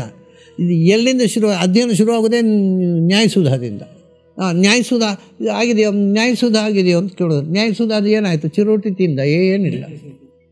ಬರೀ ನ್ಯಾಯಸುಧಾ ಮಂಗಳ ಗಡದ್ದು ಊಟ, ಬರೀ ಇಷ್ಟೇ ಆಗೋಯ್ತು ಮಾಧುರು ಅಂದರೆ. ಏನು ಊಟ ಏನು ಗಡದು ಅದು ಮುಗಿದ ಮೇಲೆ ಕೇಳಬೇಕು. ಏನು ನ್ಯಾಯಸುಧಾ ಅಲ್ಲಪ್ಪ, ನ್ಯಾಯಸುಧಾ ಮಂಗಳ ಚೆಂದಾಗಿತ್ತು. ಇದು ನಮಗೆ ಅದು ನ್ಯಾಯಸುಧಾ ಮಂಗಳದಲ್ಲಿ ಚಿರೋಟಿ ತಿಂದದ್ದು, ನ್ಯಾಯಸುಧಾ ಮರ್ತದ್ದು. ಹೀಗೆ ನಮ್ಮಲ್ಲಿ ಒಳ್ಳೆಯ ಪುಸ್ತಕಗಳನ್ನ ಎಷ್ಟೋ ಕಳ್ಕೊಂಡಾಯಿತು. ಇನ್ನು ಉಳಿದದ್ದನ್ನು ಉಳಿಸಬೇಕು ಅಂತ ಏನೋ ಒಂದು ಕನಸು. ಆ ಕನಸಿಗೆ ಮುಕುಂದ ಅವರು ಕೂಡ ಕೈ ಜೋಡಿಸ್ತಾ ಇದ್ದಾರೆ, ನಾವೇನೋ ಮಾಡಬೇಕು ಅಂತ. ಈ ಪುಸ್ತಕಗಳು ಮೊದಲು ಮ್ಯಾನುಸ್ಕ್ರಿಪ್ಟ್ಗಳನ್ನು ಇವಾಗ ಅದೇ 3-4 ಸಾವಿರ ಮ್ಯಾನುಸ್ಕ್ರಿಪ್ಟ್ಗಳಾಗತ್ತೆ. ಅದನ್ನು ಒತ್ತಟ್ಟಿಗೆ ನಾವು ಹೀಗೆ ಪ್ರಿಂಟ್ ಮಾಡಿ ಇಟ್ಕೊಂಡ್ರೆ ಏನು ಅಂತ ಪ್ರಶ್ನೆ ಅವರಿಗೆ. ಯಾಕೆಂದರೆ ಅದು ಹೆಚ್ಚಿನವು ತುಳು ಲಿಪಿಯಲ್ಲಿವೆ, ದೇವನಾಗರಿ ಲಿಪಿಯಲ್ಲಿ ಇಲ್ಲೇ ಇಲ್ಲ, ಮ್ಯಾನುಸ್ಕ್ರಿಪ್ಟೇ ಇಲ್ಲ. ಯಾಕೆಂದರೆ ಅದು ಬಹಳ ದೇವನಾಗರಿ ಲಿಪಿಯೇ ಇಲ್ಲ, ಅದು ಅರ್ವಾಚೀನ. ಅದು ಭಾಳ ಹಿಂದೆ ನಾಗರಿ ಲಿಪಿ, ನಂದಿನಾಗರಿ ಲಿಪಿ, ಅದಕ್ಕಿಂತ ಹಿಂದೆ ಕಾಶ್ಮೀರಿ ಲಿಪಿ, ಇಲ್ಲಾಂದರೆ Granthakshara is equal to Tamil ಲಿಪಿ and Tulu is equal to Malayalam script ಅಂತ ಮುಂಚೆ ಇರಲಿಲ್ಲ. ನೋಡಿ ಮಲಯಾಳಿಗಳು ಎಂಥ ಬುದ್ಧಿವಂತರು ಅಂದರೆ, ಇಲ್ಲಿಂದ ಪೂಜೆಗೆ ಹೋದವರು, ತೌಳ ದೇಶದಿಂದ ಪೂಜೆಗೆ ಹೋದವರು ಮಲಯಾಳಕ್ಕೆ ಹೋಗುವಾಗ ತುಳು ಪುಸ್ತಕ ಮಂತ್ರ ಬರ್ಕೊಂಡು ಹೋದರು. ಮಲಯಾಳಿಗಳಿಗೆ ಅಕ್ಷರ ಲಿಪಿ ಇರಲಿಲ್ಲ. ಇದು ಒಳ್ಳೆಯದಾಗುತ್ತೆ ಅಂತ ಅದನ್ನು ಅಡಾಪ್ಟ್ ಮಾಡ್ಕೊಂಡ್ಬಿಟ್ರು. ತುಳುವರು ಮರೆತರು, ಮಲಯಾಳಿಗಳು ಅದನ್ನು ಒಪ್ಕೊಂಡ್ಬಿಟ್ರು. It has become Malayalam script. Originally ಇದು 100% ತುಳು ಸ್ಕ್ರಿಪ್ಟ್. ಅದು ಮೊದಲು ಏನು ಮಾಡಿದರು, ಸ್ವಲ್ಪ ಮರ್ಯಾದೆ ಕೊಡುವಂಥ ತುಳು ಮಲಯಾಳಂ ಸ್ಕ್ರಿಪ್ಟು ಅಂತ ಹೆಸರು ಹಾಕಿದರು. ಆಮೇಲೆ ತುಳು ಅಂತ ತೆಗೆದ್ರು, ಏನು ತೌಳವರು ಏನು ಆಕ್ಷೇಪ ಮಾಡೋದಿಲ್ಲ ಅಂತ ಗೊತ್ತಾಯ್ತು ಅವರಿಗೆ, ತೆಗೆದೇ ಬಿಟ್ಟರು ತುಳು ಮಲಯಾಳಂ ಸ್ಕ್ರಿಪ್ಟು ಅಂತ. ಮಲಯಾಳಂ ಸ್ಕ್ರಿಪ್ಟ್ ಇಲ್ಲೇ ಇಲ್ಲ, ಅದು ತುಳು ಸ್ಕ್ರಿಪ್ಟ್ ಅದು. ಸೊ ಈಗ ಹೆಚ್ಚಿನ ಮ್ಯಾನುಸ್ಕ್ರಿಪ್ಟ್ಗಳು ತುಳು ಲಿಪಿಯಲ್ಲಿ ಇರೋದು. ಮುಕುಂದ ಅವರಿಗೆ ಚಿಂತೆ ಏನು ಅಂದರೆ ಅದನ್ನು ನಾವು ಪ್ರಿಸರ್ವ್ ಮಾಡ್ತೀವಿ, ಮುಂದೆ ಓದುವರು ಯಾರು ಅಂತ ಸಂಶೋಧನೆ ಮಾಡಿದ ತುಳು ಸ್ಕ್ರಿಪ್ಟು. ಈಗ ನೋಡಿ, ಈಗಲೇ ಉಡುಪಿಯಲ್ಲಿ ನನ್ನ ಹಾಗೆ ಒಂದು 2-3 ಜನ ಇದ್ದಾರೆ ತುಳು ಸ್ಕ್ರಿಪ್ಟ್ ಓದಬಲ್ಲವರು, ಮತ್ತು ಯಾರಿಗೂ ತುಳು ಸ್ಕ್ರಿಪ್ಟ್ ಓದಲಿಕ್ಕೆ ಬರೋದಿಲ್ಲ. ಹೀಗೆ ಆದರೆ ತುಳು ಸ್ಕ್ರಿಪ್ಟ್ ಪ್ರಿಸರ್ವ್ ಮಾಡಿ ಮತ್ತೆ ಬರೇ ಪೂಜೆ ಮಾಡಿ ಮಂಗಳಾರತಿ ಮಾಡಿ ಕುಂಕುಮ ಹಚ್ಚಿ ಇಡಬೇಕಷ್ಟೇ, ಗಂಧ ಕುಂಕುಮ. ಅದನ್ನು ಸಂಶೋಧನೆಗೆ ಬೆಳೆಸುವಂಥ ಜನ ಯಾರು ಮುಂದೆ ಅಂತ. ಯಾರಾದರೂ ಒಂದೇನು ಅಂದರೆ ನಮಗೆ ಆಸೆ ಏನಂದರೆ ಬಹುಭೂತಿಯ ಮಾತು, ಕಾಲೋಖ್ಯಂ ನಿರವಧಿ ವಿಪುಲಾಚ ಪೃಥ್ವಿ ಅಂತ ಹೇಳಿದ. ನಾನು ನಾಟಕ ಬರೀತೀನಿ, ಯಾರು ನಾಟಕ ಇದನ್ನು ಉಪಯೋಗಿಸ್ತಾರೆ ಅಂತ ನನಗೆ ಆ ಚಿಂತೆ ಇಲ್ಲ. ಯಾಕೆಂದರೆ ಕಾಲ ಅನಂತವಾಗಿದೆ, ದೇಶ ವಿಶಾಲವಾಗಿದೆ. ಯಾರಾದರೂ ಒಬ್ಬ ನೋಡಿ ಸಂತೋಷಪಟ್ಟಾನು ಅಂತಾನೆ. ಹಾಗೆ ಯಾರೋ ಹುಟ್ಟಿ ಬರ್ತಾನೆ, ಆಗ ಅವನಿಗೆ ಇದನ್ನು ಸಂಶೋಧನೆ ಮಾಡಬೇಕನ್ನೋ ಆಸೆ ಹುಟ್ಟು. ಯಾಕೆಂದರೆ ಈ ಸಂಶೋಧನೆಯ ಹುಚ್ಚು ಉಂಟಲ್ವ, ಅದು ನಾಶ ಆಗೋದಿಲ್ಲ. ಯಾರೋ ಒಬ್ಬನಿಗೆ ಒಂದು ಆ ಹುಚ್ಚು ಬರುತ್ತೆ, ಸಂಶೋಧನೆ ಹುಚ್ಚು. ಆವಾಗ ನೋಡಬೇಕು ಅಂದರೆ ಮ್ಯಾನುಸ್ಕ್ರಿಪ್ಟ್ ಇಲ್ಲ ಅಂದರೆ, ಇವಾಗ ಈ ವೇದಗಳ ಹಾಗೆ ನೋಡಿ, ವೇದವನ್ನು ಬರೀ ಬಾಯಿಪಾಠ ಕಲಿಬಾರ್ದು ಅಂತ ಇದೆ ಶಾಸ್ತ್ರದಲ್ಲಿ, ಅರ್ಥ ಗೊತ್ತಿರಬೇಕು ಅಂತ. ಅದು ಈಗೆಲ್ಲ ವೇದ ಬಾಯಿಪಾಠ ಕಲಿಯೋರು ಅವರು. ಆದರೆ ಅವರು ಬಾಯಿಪಾಠ ಕಲಿತದ್ರಿಂದ ಅರ್ಥ ಗೊತ್ತು, ನಮಗೆ ಅರ್ಥ ಹಚ್ಚಲಿಕ್ಕೆ ಒಂದು ಟೆಕ್ಸ್ಟ್ ಸಿಕ್ಕಿತ್ತು. ಅವರು ಬಾಯಿಪಾಠ ಕಲಿಯದೆ ಬಿಟ್ಟುಬಿಟ್ಟಿದ್ರೆ ನಮಗೆ ಟೆಕ್ಸ್ಟೇ ಇಲ್ಲ. ಅವ್ರು ನಿಜವಾಗಿ ಅವ್ರಿಗೆ ಏನು ಅಪರದಂಡ ಅವರು, ಯಾಕೆಂದರೆ ಅವ್ರಿಗೆ ಅರ್ಥವೇ ಗೊತ್ತಿಲ್ಲ. ಆದರೂ ಅವರು ಮಾಡಿದ ಕೊಡುಗೆ ಉಂಟಲ್ಲ, ನಮಗೆ ಈಗ ಅರ್ಥ ಹಚ್ಚಲಿಕ್ಕೆ ಟೆಕ್ಸ್ಟ್ ಕೊಟ್ಟ ಹಾಗಾಯಿತು ಅವರು. ಹಾಗೆ ಇದು ಇಟ್ಟುಕೊಂಡು ಬಿಟ್ಟರೆ ಒಂದಲ್ಲ ಒಂದು ದಿವಸ ಸಂಶೋಧನೆ ಮಾಡ್ತಕ್ಕಂಥ. ಆಮೇಲೆ ಈಗ ಒಂದು ಸ್ವಲ್ಪ ಬೆಳವಣಿಗೆ ಕಾಣ್ತಾ ಇದೆ. ಏನು ಅಂದರೆ ನಮ್ಮ ಪ್ರಾಚ್ಯ ಸಂಶೋಧನಾ ಸಂಸ್ಥೆಯವರು ಎಲ್ಲ ಸೇರಿ ತುಳು ಲಿಪಿಯನ್ನು ಶಾಲೆಯಲ್ಲಿ ಹೇಳಿಕೊಡಬೇಕು ಅಂತ, ಕನ್ನಡ ಲಿಪಿಯ ಹಾಗೆ ತುಳು ಲಿಪಿಯನ್ನು ಶಾಲೆಯಲ್ಲಿ ಹೇಳಿಕೊಡಬೇಕು ಅಂತಕ್ಕಂಥ ಒಂದು ಪ್ರಪೋಸಲ್ ಇದೆ. ಅದು ಸ್ವಲ್ಪ ಮುಂದುವರೆದಿದೆ ಕೂಡ. ಹಾಗಾದರೆ ಎಲ್ಲ ಶಾಲೆಯಲ್ಲಿ ಬಂದವರಿಗೂ ತುಳು ಲಿಪಿ ಓದಲಿಕ್ಕೆ ಬರುತ್ತೆ, ಕನ್ನಡ ಲಿಪಿಯ ಹಾಗೆ. ಅದು ಹಿಂದೆ ಹಾಗಲ್ಲ ನೋಡಿ. ಈಗ ನಮ್ಮ ತಂದೆಯವರಿಗೆ, ಅವರಿಗೆ ಸಂಸ್ಕೃತ ದೊಡ್ಡ ವಿದ್ವಾಂಸರು, ಅವರಿಗೆ ಸಂಸ್ಕೃತ ಲಿಪಿಯಲ್ಲಿ ಬರೀಲಿಕ್ಕೆ ಬರ್ತಿರಲಿಲ್ಲ, ತುಳು ಲಿಪಿಯಲ್ಲೇ ಬರೆಯೋದು. ಅವ್ರು ಏನು ಬರೆಯೋದು, ಸಂಸ್ಕೃತ ಬರೀಲಿಕ್ಕೆ ಬರ್ತಿರಲಿಲ್ಲ ಅವರಿಗೆ, ಆ ಲಿಪಿಯೇ ಗೊತ್ತಿರಲಿಲ್ಲ. ಹಾಗೆ ಒಂದು ಕಾಲದಲ್ಲಿ ತುಳು ಅಷ್ಟು, ಅವ್ರ ಮನೆಯಲ್ಲಿ ತನ್ನ ಎಲ್ಲ ಲೆಕ್ಕಪತ್ರ ಬರೀತಾ ಇದ್ದದ್ದನ್ನು ಎಲ್ಲ ವ್ಯವಹಾರ ತುಳು ಲಿಪಿಯಲ್ಲಿ. ಹಾಗೆ ಒಂದು ಕಾಲದಲ್ಲಿ ತುಳು ಅಷ್ಟು ಪಾಪ್ಯುಲರ್ ಆಗಿತ್ತು. ಕ್ರಮೇಣ ಎಲ್ಲಿ ತನಕ ಹೋಯಿತು ಅಂದರೆ ಈಗ ತುಳು ಓದೋಕ್ಕೆ ಬರೋವರೇ ಇಲ್ಲ ಅಂತ. ಸ್ವಲ್ಪ ಮಟ್ಟಿಗೆ ಅದನ್ನು ಉಳಿಸೋರು ತುಳುವಿನಲ್ಲಿ ಮಂತ್ರಗಳನ್ನು ಬರೆದ ಪುರೋಹಿತರು. ಈಗ ಪುರೋಹಿತರಿಗೂ ಪ್ರಿಂಟ್ ಆಗಿದೆ ಪುಸ್ತಕ, ತುಳು ಪುಸ್ತಕ ಇಟ್ಕೊಂಡು ಯಾರೂ ಪೌರೋಹಿತ್ಯ ಮಾಡೋಲ್ಲ. ಆದ್ದರಿಂದ ನನ್ನಂಥ ಬೇರೆ ಕೆಲಸ ಇಲ್ಲದವರು ಒಂದು 2-3 ಜನ ತುಳು ಓದ್ತಾರೆ, ಮತ್ತು ಎಲ್ಲರೂ ಮರೆತು ಬಿಟ್ಟಿದ್ದಾರೆ. ಮುಂದೆ ತುಳು ಲಿಪಿ ಅನ್ನುವುದು ಅಧ್ಯಯನದ ಕ್ಷೇತ್ರದಲ್ಲಿ ಬರಬಹುದು. ಮತ್ತು ಇಂಥ ಲಿಪಿಗಳನ್ನು ಸಂಶೋಧನೆ ಮಾಡತಕ್ಕಂಥ ಒಂದು ಆಸಕ್ತಿ ಉಳ್ಳವರು ಒಬ್ಬರೆಲ್ಲ ಇಬ್ಬರು ಮುಂದೆ ಬಂದೇ ಬರ್ತಾರೆ. ಆಗ ಉಪಯೋಗ ಬೀಳುತ್ತೆ. ಆ ದೃಷ್ಟಿಯಿಂದ ನಾವು ಇದನ್ನು ಪ್ರಿಸರ್ವ್ ಮಾಡೋದಂತೂ ಖಂಡಿತ ಆಗುತ್ತಿದೆ. ಯಾಕೆಂದರೆ ಈ ತನಕ ನಾವು ಕಳ್ಕೊಂಡದ್ದನ್ನು ನೋಡುವಾಗ ಎಷ್ಟು ಗ್ರಂಥಗಳು, ಅಪೂರ್ವವಾದ ಗ್ರಂಥಗಳು ಹೊಳೆಗೆ ಹೋಗಿದೆಯೋ ಗೊತ್ತಿಲ್ಲ. ಅತ್ಯಂತ ಅಪೂರ್ವವಾದ ಗ್ರಂಥಗಳು. ಈಗ ನೋಡಿ, ವಿಜಯಧ್ವಜರ ವ್ಯಾಖ್ಯಾನ ಭಾಗವತಕ್ಕೆ ಬಹಳ ಪ್ರಸಿದ್ಧವಾದ ವ್ಯಾಖ್ಯಾನ. ಅದು ಸತ್ಯಕ್ಕೆ ಹೇಳ್ಬೇಕಾದ್ರೆ ವಿಜಯಧ್ವಜರು ಬರೆದದ್ದಲ್ಲ. ವಿಜಯಧ್ವಜರು ಬರೆದದ್ದೆಲ್ಲ ಗೆದ್ದಲು ತಿಂದು ಹೋಯಿತು. ಯಾರೋ ಪಂಡಿತರು ಅದನ್ನು ರೀರೈಟ್ ಮಾಡಿದರು. ಬರೀ ಅಬದ್ಧ ಈಗಿರುವಂಥದ್ದು, ತಪ್ಪುಗಳ ಕಂತೆ. ಯಾಕೆಂದರೆ ಅದನ್ನು ಆ ಕಾಲದಲ್ಲಿ ಪ್ರಿಸರ್ವ್ ಮಾಡೋ ವಿಧಾನವೂ ಗೊತ್ತಿರಲಿಲ್ಲ. ಗೆದ್ದಲು ತಿಂತು ಬಿಸಾಡಿದರು. ಆದರೆ ವಿಜಯಧ್ವಜರದ್ದು ಇಲ್ಲ ಅಂತ ಆಗಬಾರ್ದು, ಯಾರಾದ್ರು ಬರೆದು ಬಿಡ್ರಪ್ಪ ಅಂದರು ಸ್ವಾಮಿಗಳು. ಇವರು ಯಾರು ಬರೆದರು, ವಿಜಯಧ್ವಜರ ಹೆಸರಿನಲ್ಲಿ ಪ್ರಕಟ ಆಯಿತು. ವಿಜಯಧ್ವಜರ ಹೆಸರಿನಲ್ಲಿ ಬರೆದಂಥ ವ್ಯಾಖ್ಯಾನ ಇರೋದು ಹೊರತು ವಿಜಯಧ್ವಜರು ಬರೆದ ವ್ಯಾಖ್ಯಾನ ಈಗ ಇಲ್ಲ. ಯಾಕೆಂದರೆ ತುಂಬ ತಪ್ಪುಗಳು. ಕಡೆಗೆ ಎಲ್ಲಿ ತನಕ ಅದೇ ವಿಜಯಧ್ವಜರು ಬರೆದಂದ್ರೆ ನಾನು ಕಡೆ ಪೇಜಾವರ ಸ್ವಾಮಿಗಳ ಹತ್ರ ಒಂದು ಮಾತು ಹೇಳಬೇಕಾಯ್ತು. ಒಂದು ವಿಷಯ ಸ್ವಾಮಿ, ವಿಜಯಧ್ವಜರು ವಿದ್ವಾಂಸರ ಹೌದಾದರೆ ಇದು ಅವ್ರು ಬರೆದದ್ದಲ್ಲ, ಇದು ಅವ್ರು ಬರೆದದ್ದೇ ಹೌದಾದರೆ ವಿಜಯಧ್ವಜರು ವಿದ್ವಾಂಸರಲ್ಲ, ಎರಡು ಒಟ್ಟಿಗೆ ಇರೋದು ಸಾಧ್ಯ ಇಲ್ಲ ಅಂತ. ಹಾಗಾಗಿಬಿಟ್ಟಿದೆ. ಯಾವುದೋ ಪೆದ್ದು ಪಂಡಿತರು ಬರೆಯೋದು, ಯಾರ್ಯಾರೋ ದೊಡ್ಡವ್ರ ಹೆಸರನ್ನು ಪ್ರಿಂಟ್ ಮಾಡೋದು. ಎಷ್ಟು ಅಪೂರ್ವ ಸಂಪತ್ತುಗಳನ್ನು ನಿಜವಾಗಿ ನೀವು ವೆಲ್ತ್ ಆಫ್ ಮಧ್ವ ಲಿಟ್ರೇಚರ್ ಅಂತ ನೀವು ತಗೊಂಡ್ರೆ ಪ್ರಾಯ ಇನ್ಯಾವ ಮತದಲ್ಲೂ ಯಾವ ಧರ್ಮದಲ್ಲೂ ಅಷ್ಟು ಸಂಸ್ಕೃತ ಗ್ರಂಥಗಳು, ಅಷ್ಟು ಪ್ರಬುದ್ಧವಾದ ಸಂಸ್ಕೃತ ಗ್ರಂಥಗಳು ಆಗಲಿಲ್ಲ.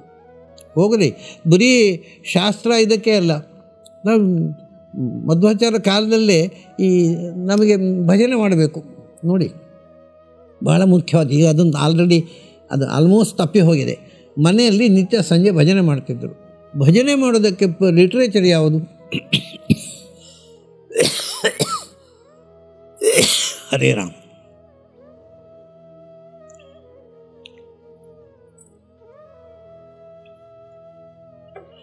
ಅದಕ್ಕೆ ಕೂಡ ದ್ವಾದಶ ಸ್ತೋತ್ರಗಳು, ಮಧ್ವಾಚಾರ್ಯರ ಸಂಗೀತ,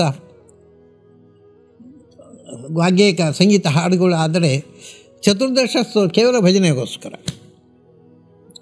ಅದೇನು ಚೆನ್ನಾಗಿದೆ ಅದು ಭಜನೆ ಮಾಡಲಿಕ್ಕೆ. ಅದನ್ನು ಭಜನೆ ಮಾಡಿ ಕುಣಿತಾರೆ. ನಾನು ಮುಸುರಿಯಲ್ಲಿ ಅದನ್ನು ಹೇಳಿಕೊಟ್ಟಾಗ ಅಲ್ಲಿ ಶಿಬಿರದಲ್ಲಿ ಅಲ್ಲಿ ಹೆಣ್ಮಕ್ಕಳೆಲ್ಲ 2 ದಿವಸದ ಕಲಿತು ಕೋಲಾಟ ಹಿಡಿದು ಕುಣಿದ್ರು ಅದನ್ನು ಹಿಡ್ಕೊಂಡು. ಅಷ್ಟು ರೋಚಕವಾಗಿರ್ತಕ್ಕ ಹಾಡುಗಳು.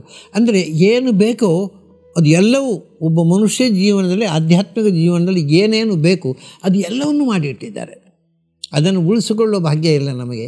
ಹೋದದ್ದು ಹೋಯಿತು, ಉಳಿದದ್ದನ್ನಾದರೂ ಚೆನ್ನಾಗಿ ಉಳಿಸಿಕೊಳ್ಳೋಣ ಅಂತಕ್ಕಂಥ ಪ್ರಯತ್ನ ನೋಡೋಣ, ದೇವರು ಮಾಡಿಸ್ಯಾನು. ಹಾಗಾಗಿ ಇವತ್ತು ವಾಸ್ತವಿಕವಾಗಿ ಈ ಉಳಿದಿದ್ದ ಸಾಹಿತ್ಯದಲ್ಲಿ ಬಹಳ ಆಶ್ಚರ್ಯ ಏನು ಗೊತ್ತುಂಟಾ, ಉಳಿದಿದ್ದ ಸಾಹಿತ್ಯವನ್ನು ನಾವು ವೆಸ್ಟಿಗೆ ಪರಿಚಯ ಮಾಡಿಕೊಟ್ರೆ, ಇವತ್ತು ವೆಸ್ಟರ್ನ್ ವರ್ಲ್ಡ್ನಲ್ಲಿ ಮಧ್ವಾಚಾರ್ಯರು ಗೊತ್ತೇ ಇಲ್ಲ. ಹಾಗೊಂದು ಒಬ್ಬರು ಫಿಲಾಸಫರ್ ಇದ್ದರು ಅಂತ ಗೊತ್ತಿಲ್ಲ. ಅವರ Indian philosophy ends with Shankara, ಆಮೇಲೆ ಬೇಕಾದ್ರೆ ಬುದ್ಧ ಆ್ಯಂಡ್ ಶಂಕರ ಬಿಟ್ಟು ಇನ್ಯಾರೂ ಇಲ್ಲ ಅವರಿಗೆ. ಸೊ ಇಂಡಿಯನ್ ಫಿಲಾಸಫಿಯಲ್ಲಿ ಮಧ್ವಾಚಾರ್ಯರದ್ದು ಇಂಟ್ರೊಡ್ಯೂಸ್ ಮಾಡಿದ್ದರೆ, ಯಾಕೆಂದರೆ ನನಗೊಂದು ಪುಸ್ತಕ ಸಿಕ್ಕಿತು ಲಾಸ್ಟ್ ಟೈಮ್ ಬಂದಾಗ, ರವೀಂದ್ರನಾಥ್ ಟ್ಯಾಗೋರ್ ಮತ್ತು ಐನ್ಸ್ಟೈನ್ ಅವರ ಸಂಭಾಷಣೆ. ರವೀಂದ್ರನಾಥ್ ಟ್ಯಾಗೋರು ಅವರು ಸಹಜ ಸ್ಮಾರ್ತರವರು, ಅದ್ವೈತಿಗಳು. ಅವರು ಐನ್ಸ್ಟೈನ್ ಹತ್ರ ಐನ್ಸ್ಟೈನ್ ಮನೆಯಲ್ಲೇ ಇದು ನಡೆದ ಸಂಭಾಷಣೆ. ಐನ್ಸ್ಟೈನ್ ಹತ್ರ ಮಾತಾಡ್ತಾ ಅವರು ಹೇಳ್ತಾರೆ, reality and beauty both are dependent ಅಂತ. ಬ್ಯೂಟಿ ಡಿಪೆಂಡೆಂಟ್, ನನಗೆ ಚೆಂದ ಕಂಡ್ರೆ ಉಂಟು, ಅದು ನೋಡುವ ಕಣ್ಣಿಗೆ ಸಂಬಂಧಪಟ್ಟದ್ದು. ಹಾಗೆ ರಿಯಾಲಿಟಿ ನಿಮಗೆ ಕಂಡ್ರೆ ಉಂಟು, ಇಲ್ಲದಿಲ್ಲ. ದೃಷ್ಟಿ ಸೃಷ್ಟಿ, ವಸ್ತುವಿಗೆ ಸ್ವತಃ ಅಸ್ತಿತ್ವ ಇಲ್ಲ, it is dependent on perceiver ಅಂತ. ಹಾಗೆ ರವೀಂದ್ರನಾಥ್ ಠಾಗೂರ್ ಹೇಳ್ತಾರೆ. ಆಗ ಐನ್ಸ್ಟೈನ್ ಹೇಳ್ತಾರೆ, no I don't agree with you, I can't agree with you, because beauty ಹೇಳ್ತೀರಲ್ವ, beauty is dependent on, that may be I accept, but reality is not dependent, it is independent. ಅದಕ್ಕೆ ಅಲ್ಲ, ನಾವೀಗ ಮಾತಾಡ್ತಾ ಇದ್ದೇವೆ, ಇಲ್ಲಿ table ಇದೆ, ಇಲ್ಲಿ light ಇದೆ, ಇಲ್ಲಿ ಕುರ್ಚಿ ಇದೆ, ನಾವು ಹೋದ್ಮೇಲೆ ಇರುತ್ತಲ್ಲ ಅದು, ಇದು ಹೇಗೆ ಡಿಪೆಂಡೆಂಟ್ ಆಗೋದು? ಈ ಮಧ್ವಾಚಾರ್ಯ ಹೇಳಿದ್ದನ್ನೇ, ಮಧ್ವಾಚಾರ್ಯ ಹೀಗೆ ಹೇಳಿದ್ದಾರೆ ಅಂತ ಯಾರ್ಯಾರು ವೆಸ್ಟರ್ನರ್ಸ್ಗೆ ಹೇಳಿದ್ದಾರೆ, ಐನ್ಸ್ಟೈನ್ಗೆ ಹೇಳಿದರೆ ಅವರು ಕುಣಿದು ಕುಪ್ಪಳಿಸ್ತಿದ್ರು. ಸೊ ಮಧ್ವಾಸ್ ಫಿಲಾಸಫಿಯನ್ನು ನಾವು ಏನು ಮಾಡಿದೆವು ಅದನ್ನು ಯಾರಿಗೂ ಗೊತ್ತಾಗಬಾರ್ದು, ಮಡಿ ಪಟ್ಟೆ ಮಡಿಯಲ್ಲಿ ಸುತ್ತಿ, ಅದ ಮೇಲೆ ಪಟ್ಟೆ ಮಡಿಯಲ್ಲಿ ಸುತ್ತಿ ತಾವು ಮರೆತರು ಇನ್ನೊಬ್ಬರಿಗೂ ಹೇಳಿ. ಹಾಗಾಗಿ ಇನ್ನಾದರೂ ಇದು ಉಳಿಬೇಕಾಗಿದ್ದರೆ ವಿದೇಶಿಯರ ಕೈ ಕೊಡಬೇಕು ನಾವು, ಅವರು ಉಳಿಸ್ತಾರೆ ಖುಷಿಪಟ್ಟು. ಇವ್ರು ಮಡಿಯಲ್ಲಿ ನಾಶ ಮಾಡ್ತಾರೆ ಅದನ್ನು, ಮಡಿಯಲ್ಲಿ ಸುತ್ತಿ ಏನು ಅವರು ತಿಳ್ಕೊಳ್ಳೋದಿಲ್ಲ, ಇನ್ನೊಬ್ಬರಿಗೆ ಹೇಳೋದಿಲ್ಲ. ನಮ್ಮಲ್ಲಿ ದೊಡ್ಡ ದುರಂತ ಇದೆ, ಯಾವುದನ್ನು ಮಡಿ ಅದು ಗೊತ್ತಿಲ್ಲ. ಇದು ಏನು ಗೊತ್ತುಂಟ, ನಮ್ಮ ಪಂಡಿತರದ್ದು ದೌರ್ಬಲ್ಯ, ಅವ್ರಿಗೆ ಗೊತ್ತಿಲ್ಲ. ಅವತ್ತು ಕೇಳಿದ ಕೂಡಲೇ ಗೊತ್ತಿಲ್ಲ ಅಂಥೇಳಿ ಮರ್ಯಾದೆ ಕೆಮ್ಮದು, ಅದು ನೀನು ಅಯೋಗ್ಯ, ನೀನು ಅಧಿಕಾರಿ ಅಲ್ಲ, ನಿನಗೆ ಹೇಳಲಿಕ್ಕೆ ಆಗೋದಿಲ್ಲ ಹೇಳಿಬಿಟ್ರೆ ಇವನು ಮರ್ಯಾದೆ ಉಳಿಯಿತು. ಈ ಮಡಿ ಹುಟ್ಟಿದ್ದು ನಮ್ಮ ಅಜ್ಞಾನದಿಂದ, ಅಂದರೆ ಅದಕ್ಕೆ ನೀನು ಅನಧಿಕಾರಿ, ನಿನಗೆ ಯೋಗ್ಯತೆ ಇಲ್ಲ ಹಾಗೆ ಹೇಳಿದೆ ನಮ್ಮ ಮಾನ ಉಳಿಸಿಕೊಳ್ಳುವಂಥದ್ದು. ಅದನ್ನು ಅಂಥ ಆಚಾರ್ಯ ಹೇಳಿರ್ತಕ್ಕಂಥದ್ದು ಇಡೀ ವಿಶ್ವಕ್ಕೆ ಮುಟ್ಟಬೇಕು. ಅದು ಬರೇ ಕೆಲವರ ಕೈಯ ಸೊತ್ತಾಗಬಾರ್ದು. ಈಗ ಅದು ಮಡಿವಂತರ ಸೊತ್ತಾಗಿ ಕೂತಿರೋದು ತೊಂದರೆ. ಇಟ್ಸ್ ಅಂಥ ಅದ್ಭುತವಾದ ಫಿಲಾಸಫಿ ವಿಶ್ವದಲ್ಲಿ ಯಾರೂ ನನಗೆ ಇವತ್ತಿಗೂ ನೆನಪಿದೆ. ಒಬ್ಬರು ಸೂರ್ಯಪ್ರಕಾಶ್ ಅಂತ, ಅವರು ಈಸ್ ಫ್ರಮ್ ಮೆಡ್ರಾಸ್, ಅಲ್ಲಿದ್ದವರು. ಅವ್ರು ಬೈ ಬರ್ತ್ ಈ ಶಂಕರೈಟ್. ಅವರು ನನ್ನ ಹತ್ರ ಒಂದು ಮಾತು ಹೇಳಿದರು. ನಾನು ಉಡುಪಿ ಬಂದರು, I want to know something about Madhva's philosophy, just briefing. ಒಂದು ಅರ್ಧ ಗಂಟೆ ನಾವು ಮಾತಾಡಿಕೊಂಡದ್ದು. ಆವಾಗ ಹೋಗುವಾಗ ಹೇಳಿದರು ಅವರು, no Madhva's philosophy is most rational philosophy that world had ever produced. ನಾನು ಈ ಥರಕ್ಕೆ ಇಂಥ ಫಿಲಾಸಫಿ ಕೇಳಲಿಲ್ಲ ಅಂತ ಸಂತೋಷಪಟ್ಟು ಕುಣಿದು ಕುಪ್ಪಳಿಸಿಬಿಟ್ರು ಅವರು. ಅದು why don't you introduce to the western people ಅಂತ ಕೂಡ ಕೇಳಿದರು. ಹಾಗೆ ಅದರ ನಿಜವಾದ ಸತ್ವವನ್ನು ನಾವು ಜಗತ್ತಿಗೆ ಮುಟ್ಟಿಸಬೇಕು. ನಾವು ಸ್ವಲ್ಪ ಇನ್ನು ಮೈಲಿಗೆ ಆಗಲಿಕ್ಕೆ ಕಲಿಯಬೇಕು. ಮಡಿಯಾದದ್ದು ಸಾಕು, ಯಾಕೆಂದರೆ ಭಾರಿ ಮಡಿಯಾಗಿ ಮಧ್ವದ ಸಿದ್ಧಾಂತವನ್ನು ಕಳ್ಕೊಂಡದ್ದು ಸಾಕು. ಇನ್ನು ಮೈಲಿಗೆ ಆಗಿ ಮಧ್ವ ಸಿದ್ಧಾಂತವನ್ನು ಎಲ್ಲರಿಗೂ ಮುಟ್ಟಿಸೋಣ. ಆ ಕೆಲಸ ನಡೆಯಬೇಕು. ಆ ಪ್ರಯತ್ನ ದೇವರು ನಡೆಸ್ತಾನೆ ಅಂತ ನಾನು ಭಾವಿಸಿದ್ದೇನೆ. ಮುಕುಂದ ಅವರಿಗೆ ಅದರ ಉತ್ಸಾಹ ಇದೆ, ನನಗೂ ಉತ್ಸಾಹ ಇದೆ. ನನಗಿಂತ ಹೆಚ್ಚು ಗಟ್ಟಿ ಅವರಿದ್ದಾರೆ, ಯಾಕೆಂದರೆ ಅವರು ಚಿಕ್ಕವರು ನನಗಿಂತ ವಯಸ್ಸಿನಲ್ಲಿ. ಸೊ ಆದಷ್ಟು ಆಚಾರ್ಯರ ಸೇವೆ ಮಾಡಬೇಕು. ಆಚಾರ್ಯರು ವಿಶ್ವಕ್ಕೆ ಕೊಟ್ಟ ದೊಡ್ಡ ಒಂದು ಸಂಪತ್ತು. ಅದನ್ನು ನಾವು ಕಳ್ಕೊಂಡ್ರೆ ಏನು ನಷ್ಟ ಯಾರಿಗೆ? ಸೊ ನಾವು ಅದನ್ನು ಮತ್ತೆ ದ ಮೆಸೇಜ್ ಆಫ್ ಮಧ್ವ ಅದು ಜಗತ್ತಿಗೆ ಮುಟ್ಟಬೇಕು. ಆ ಪ್ರಯತ್ನ ನಡಿಬೇಕು. ಆಶ್ಚರ್ಯ ಅಂದರೆ ನೋಡಿ, ನನಗೆ ಆಶ್ಚರ್ಯ ಆಗೋದು, ಇವಾಗ ಆಚಾರ್ಯರ ಗ್ರಂಥಗಳನ್ನು ಅಧ್ಯಯನ ಮಾಡಲಿಕ್ಕೆ ಅಂತ ರಷ್ಯಾದಿಂದ ಉಡುಪಿಗೆ ಬಂದು ನಮ್ಮ ಮನೆಯಲ್ಲಿ ಕಲಿತಾ ಇದ್ದಾರೆ. ಅದು ಏನಾಯ್ತು ಈಗ ಅಂದರೆ ಅಲ್ಲಿ ದೊಡ್ಡ ಮದ್ದು ಸಂಘ ಆಗಿದೆ ರಷ್ಯಾದಲ್ಲಿ. ಅದು ಸರಿ, ಅದು ಯಾಕೆ ಗೊತ್ತಾ, ರಷ್ಯಾ ಅಂದರೆ ಒಂದು ಕಾಲದಲ್ಲಿ ಅದಕ್ಕೆ ಹೆಸರು ಋಷಿಕ ದೇಶ ಅಂತ. ಋಷಿಕ ದೇಶ ಅದರ ಈಚೆಗೆ ಅದು ರಷ್ಯಾ ಆಯಿತು. ಮೂಲತಃ ಅದರ ಹೆಸರು ಋಷಿಕೇಶ್ವಪಿ ಸಂಗ್ರಾಮ, ಪಾಂಡವ ಅರ್ಜುನ ಹೋಗಿ ಯುದ್ಧ ಮಾಡಿದ ಋಷಿಗಳಲ್ಲಿ. ಋಷಿಕ ದೇಶ ಅಂದರೆ ರಷ್ಯಾ. ಒಂದು ಕಾಲದಲ್ಲಿ ಋಷಿಗಳಿದ್ದ ದೇಶ. ಇವತ್ತು ಅವರಿಗೆ ಈ ಋಷಿ ಸಾಹಿತ್ಯ ಭಾಳ ಇಷ್ಟ ಆಗ್ತಾಯಿದೆ. ಮಧ್ವಾಚಾರ್ಯರ ಭಜನೆ ಮಾಡ್ತಾರೆ, ಮಧ್ವ ಜಯಂತಿ ಆಚರಿಸ್ತಾರಲ್ಲಿ, ಮಧ್ವನವಮಿ ಆಚರಿಸ್ತಾರಲ್ಲಿ, ಮಧ್ವ ಸಂಘ ಕಟ್ಟಿದ್ದಾರೆ, ಮಧ್ವ ವಿಜಯ ರಷ್ಯನ್ನಿಗೆ ಅನುವಾದ ಮಾಡಿದ್ದಾರೆ. ಮಧ್ವರ ಗ್ರಂಥಗಳನ್ನ ಕಲೀಲಿಕ್ಕೆ ನನ್ನ ಮನೆಗೆ ಬರ್ತಾರೆ, ಮನೆಯಲ್ಲೇ ಅಲ್ಲೇ ವಾಸ್ತವ್ಯ ಮಾಡಿಕೊಂಡಿದ್ದಾರೆ. ಹಾಗೆ ಇದು ನೋಡಿ, ಅವರಿಗೆ ಇಷ್ಟವರೆಗೆ ಕಮ್ಯುನಿಸ್ಟ್ ಗೌರ್ಮೆಂಟ್ ಇದ್ದಾಗ ಮಧ್ವಾಚಾರ್ಯ ಶಬ್ದ ತೆಗಿಲಿಕ್ಕಿಲ್ಲ ಅಲ್ಲಿ. ಈಗ ಮುಕ್ತವಾಗಿ ಮಧ್ವರನ್ನು ಬೀದಿಯಲ್ಲಿ ಭಜನೆ ಮಾಡಿಕೊಂಡು ಹೋಗ್ತಾರೆ. ಅಷ್ಟು ಚೆನ್ನಾಗಿ ಅಲ್ಲಿ ಜಾಗೃತಿ ಬಂದಿದೆ. ಇಡೀ ವಿಶ್ವದಲ್ಲಿ ಇಂಥ ಮಧ್ವ ಜಾಗೃತಿ ಉಂಟಾಗಬೇಕು, ಇದು ನನ್ನ ಬಯಕೆ. ಮಧ್ವಾಚಾರ್ಯರು ಮತ್ತು ಕೃಷ್ಣ ಇದನ್ನು ಈಡೇರಿಸಿ ಮತ್ತು ಮುಕುಂದ ಅವರಂಥವ್ರ ಸಹಕಾರ ಯಾವಾಗೂ ಸಿಕ್ಕಿದರೆ ಇದೆಲ್ಲ ನಡೆಯಲಿ ಅಂತ ಆಶಿಸ್ತಾ ನಿಮಗೆಲ್ಲ ಶುಭಾಶಯಗಳನ್ನು ಸಲ್ಲಿಸಿ ನನ್ನ ಮಾತನ್ನು ಮುಗಿಸ್ತಾ ಇದ್ದೇನೆ. ನಮಸ್ಕಾರ.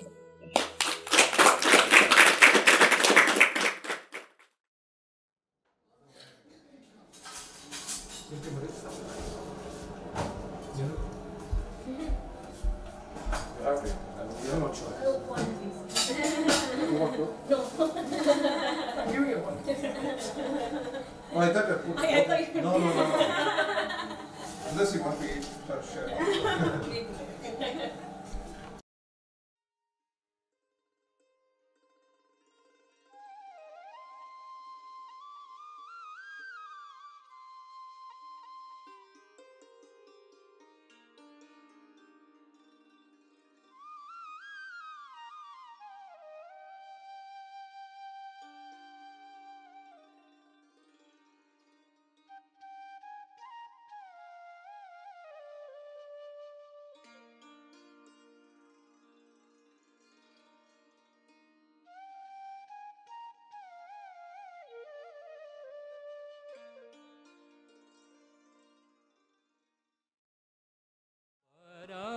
ಕುಂಬಾರ ನೀನಿಲ್ಲದೆ ಹಣತೆ ಇಲ್ಲ, ನೀನಿಲ್ಲದೆ ಹಣತೆ ಇಲ್ಲ. ಕುಂಬಾರ ನೀನಿಲ್ಲದೆ ಹಣತೆ ಇಲ್ಲ, ಕುಂಬಾರ ನೀನಿಲ್ಲದೆ ಹಣತೆ ಇಲ್ಲ.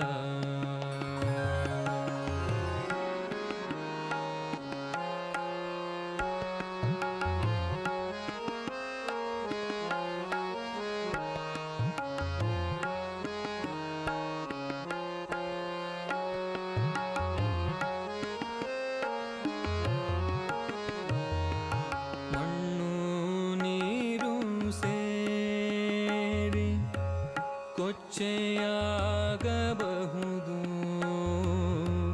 ನೀನಿಲ್ಲದ ಶರೀರ, ಮೈಲಿಗೆಯಾಗಿರುವುದು ಮಣ್ಣು ನೀರು ಸೇರಿ ಕೊಚ್ಚೆಯಾಗಬಹುದು ನೀನಿಲ್ಲದ ಶರೀರ, ಮೈಲಿಗೆಯಾಗಿರುವುದು ನಿನ್ನ ಹಸ್ತದಿ ಮುದ್ದೆಗೆ ಆಕಾರ ಬರುವುದು, ನಿನ್ನ ಹಸ್ತದಿ ಮುದ್ದೆಗೆ ಆಕಾರ ಬರುವುದು, ನಿನ್ನ ಕರುಣದಿ ಶರೀರಕ್ಕೆ ಸಾಧನವಿರುವುದು.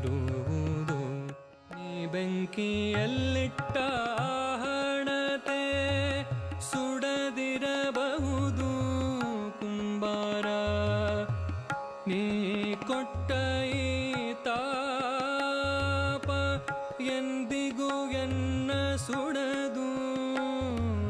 ಜೀವ ಭಕುತಿಯಲಿ ತೊಯ್ದು ಕಾಯುತ್ತಿರಬಹುದು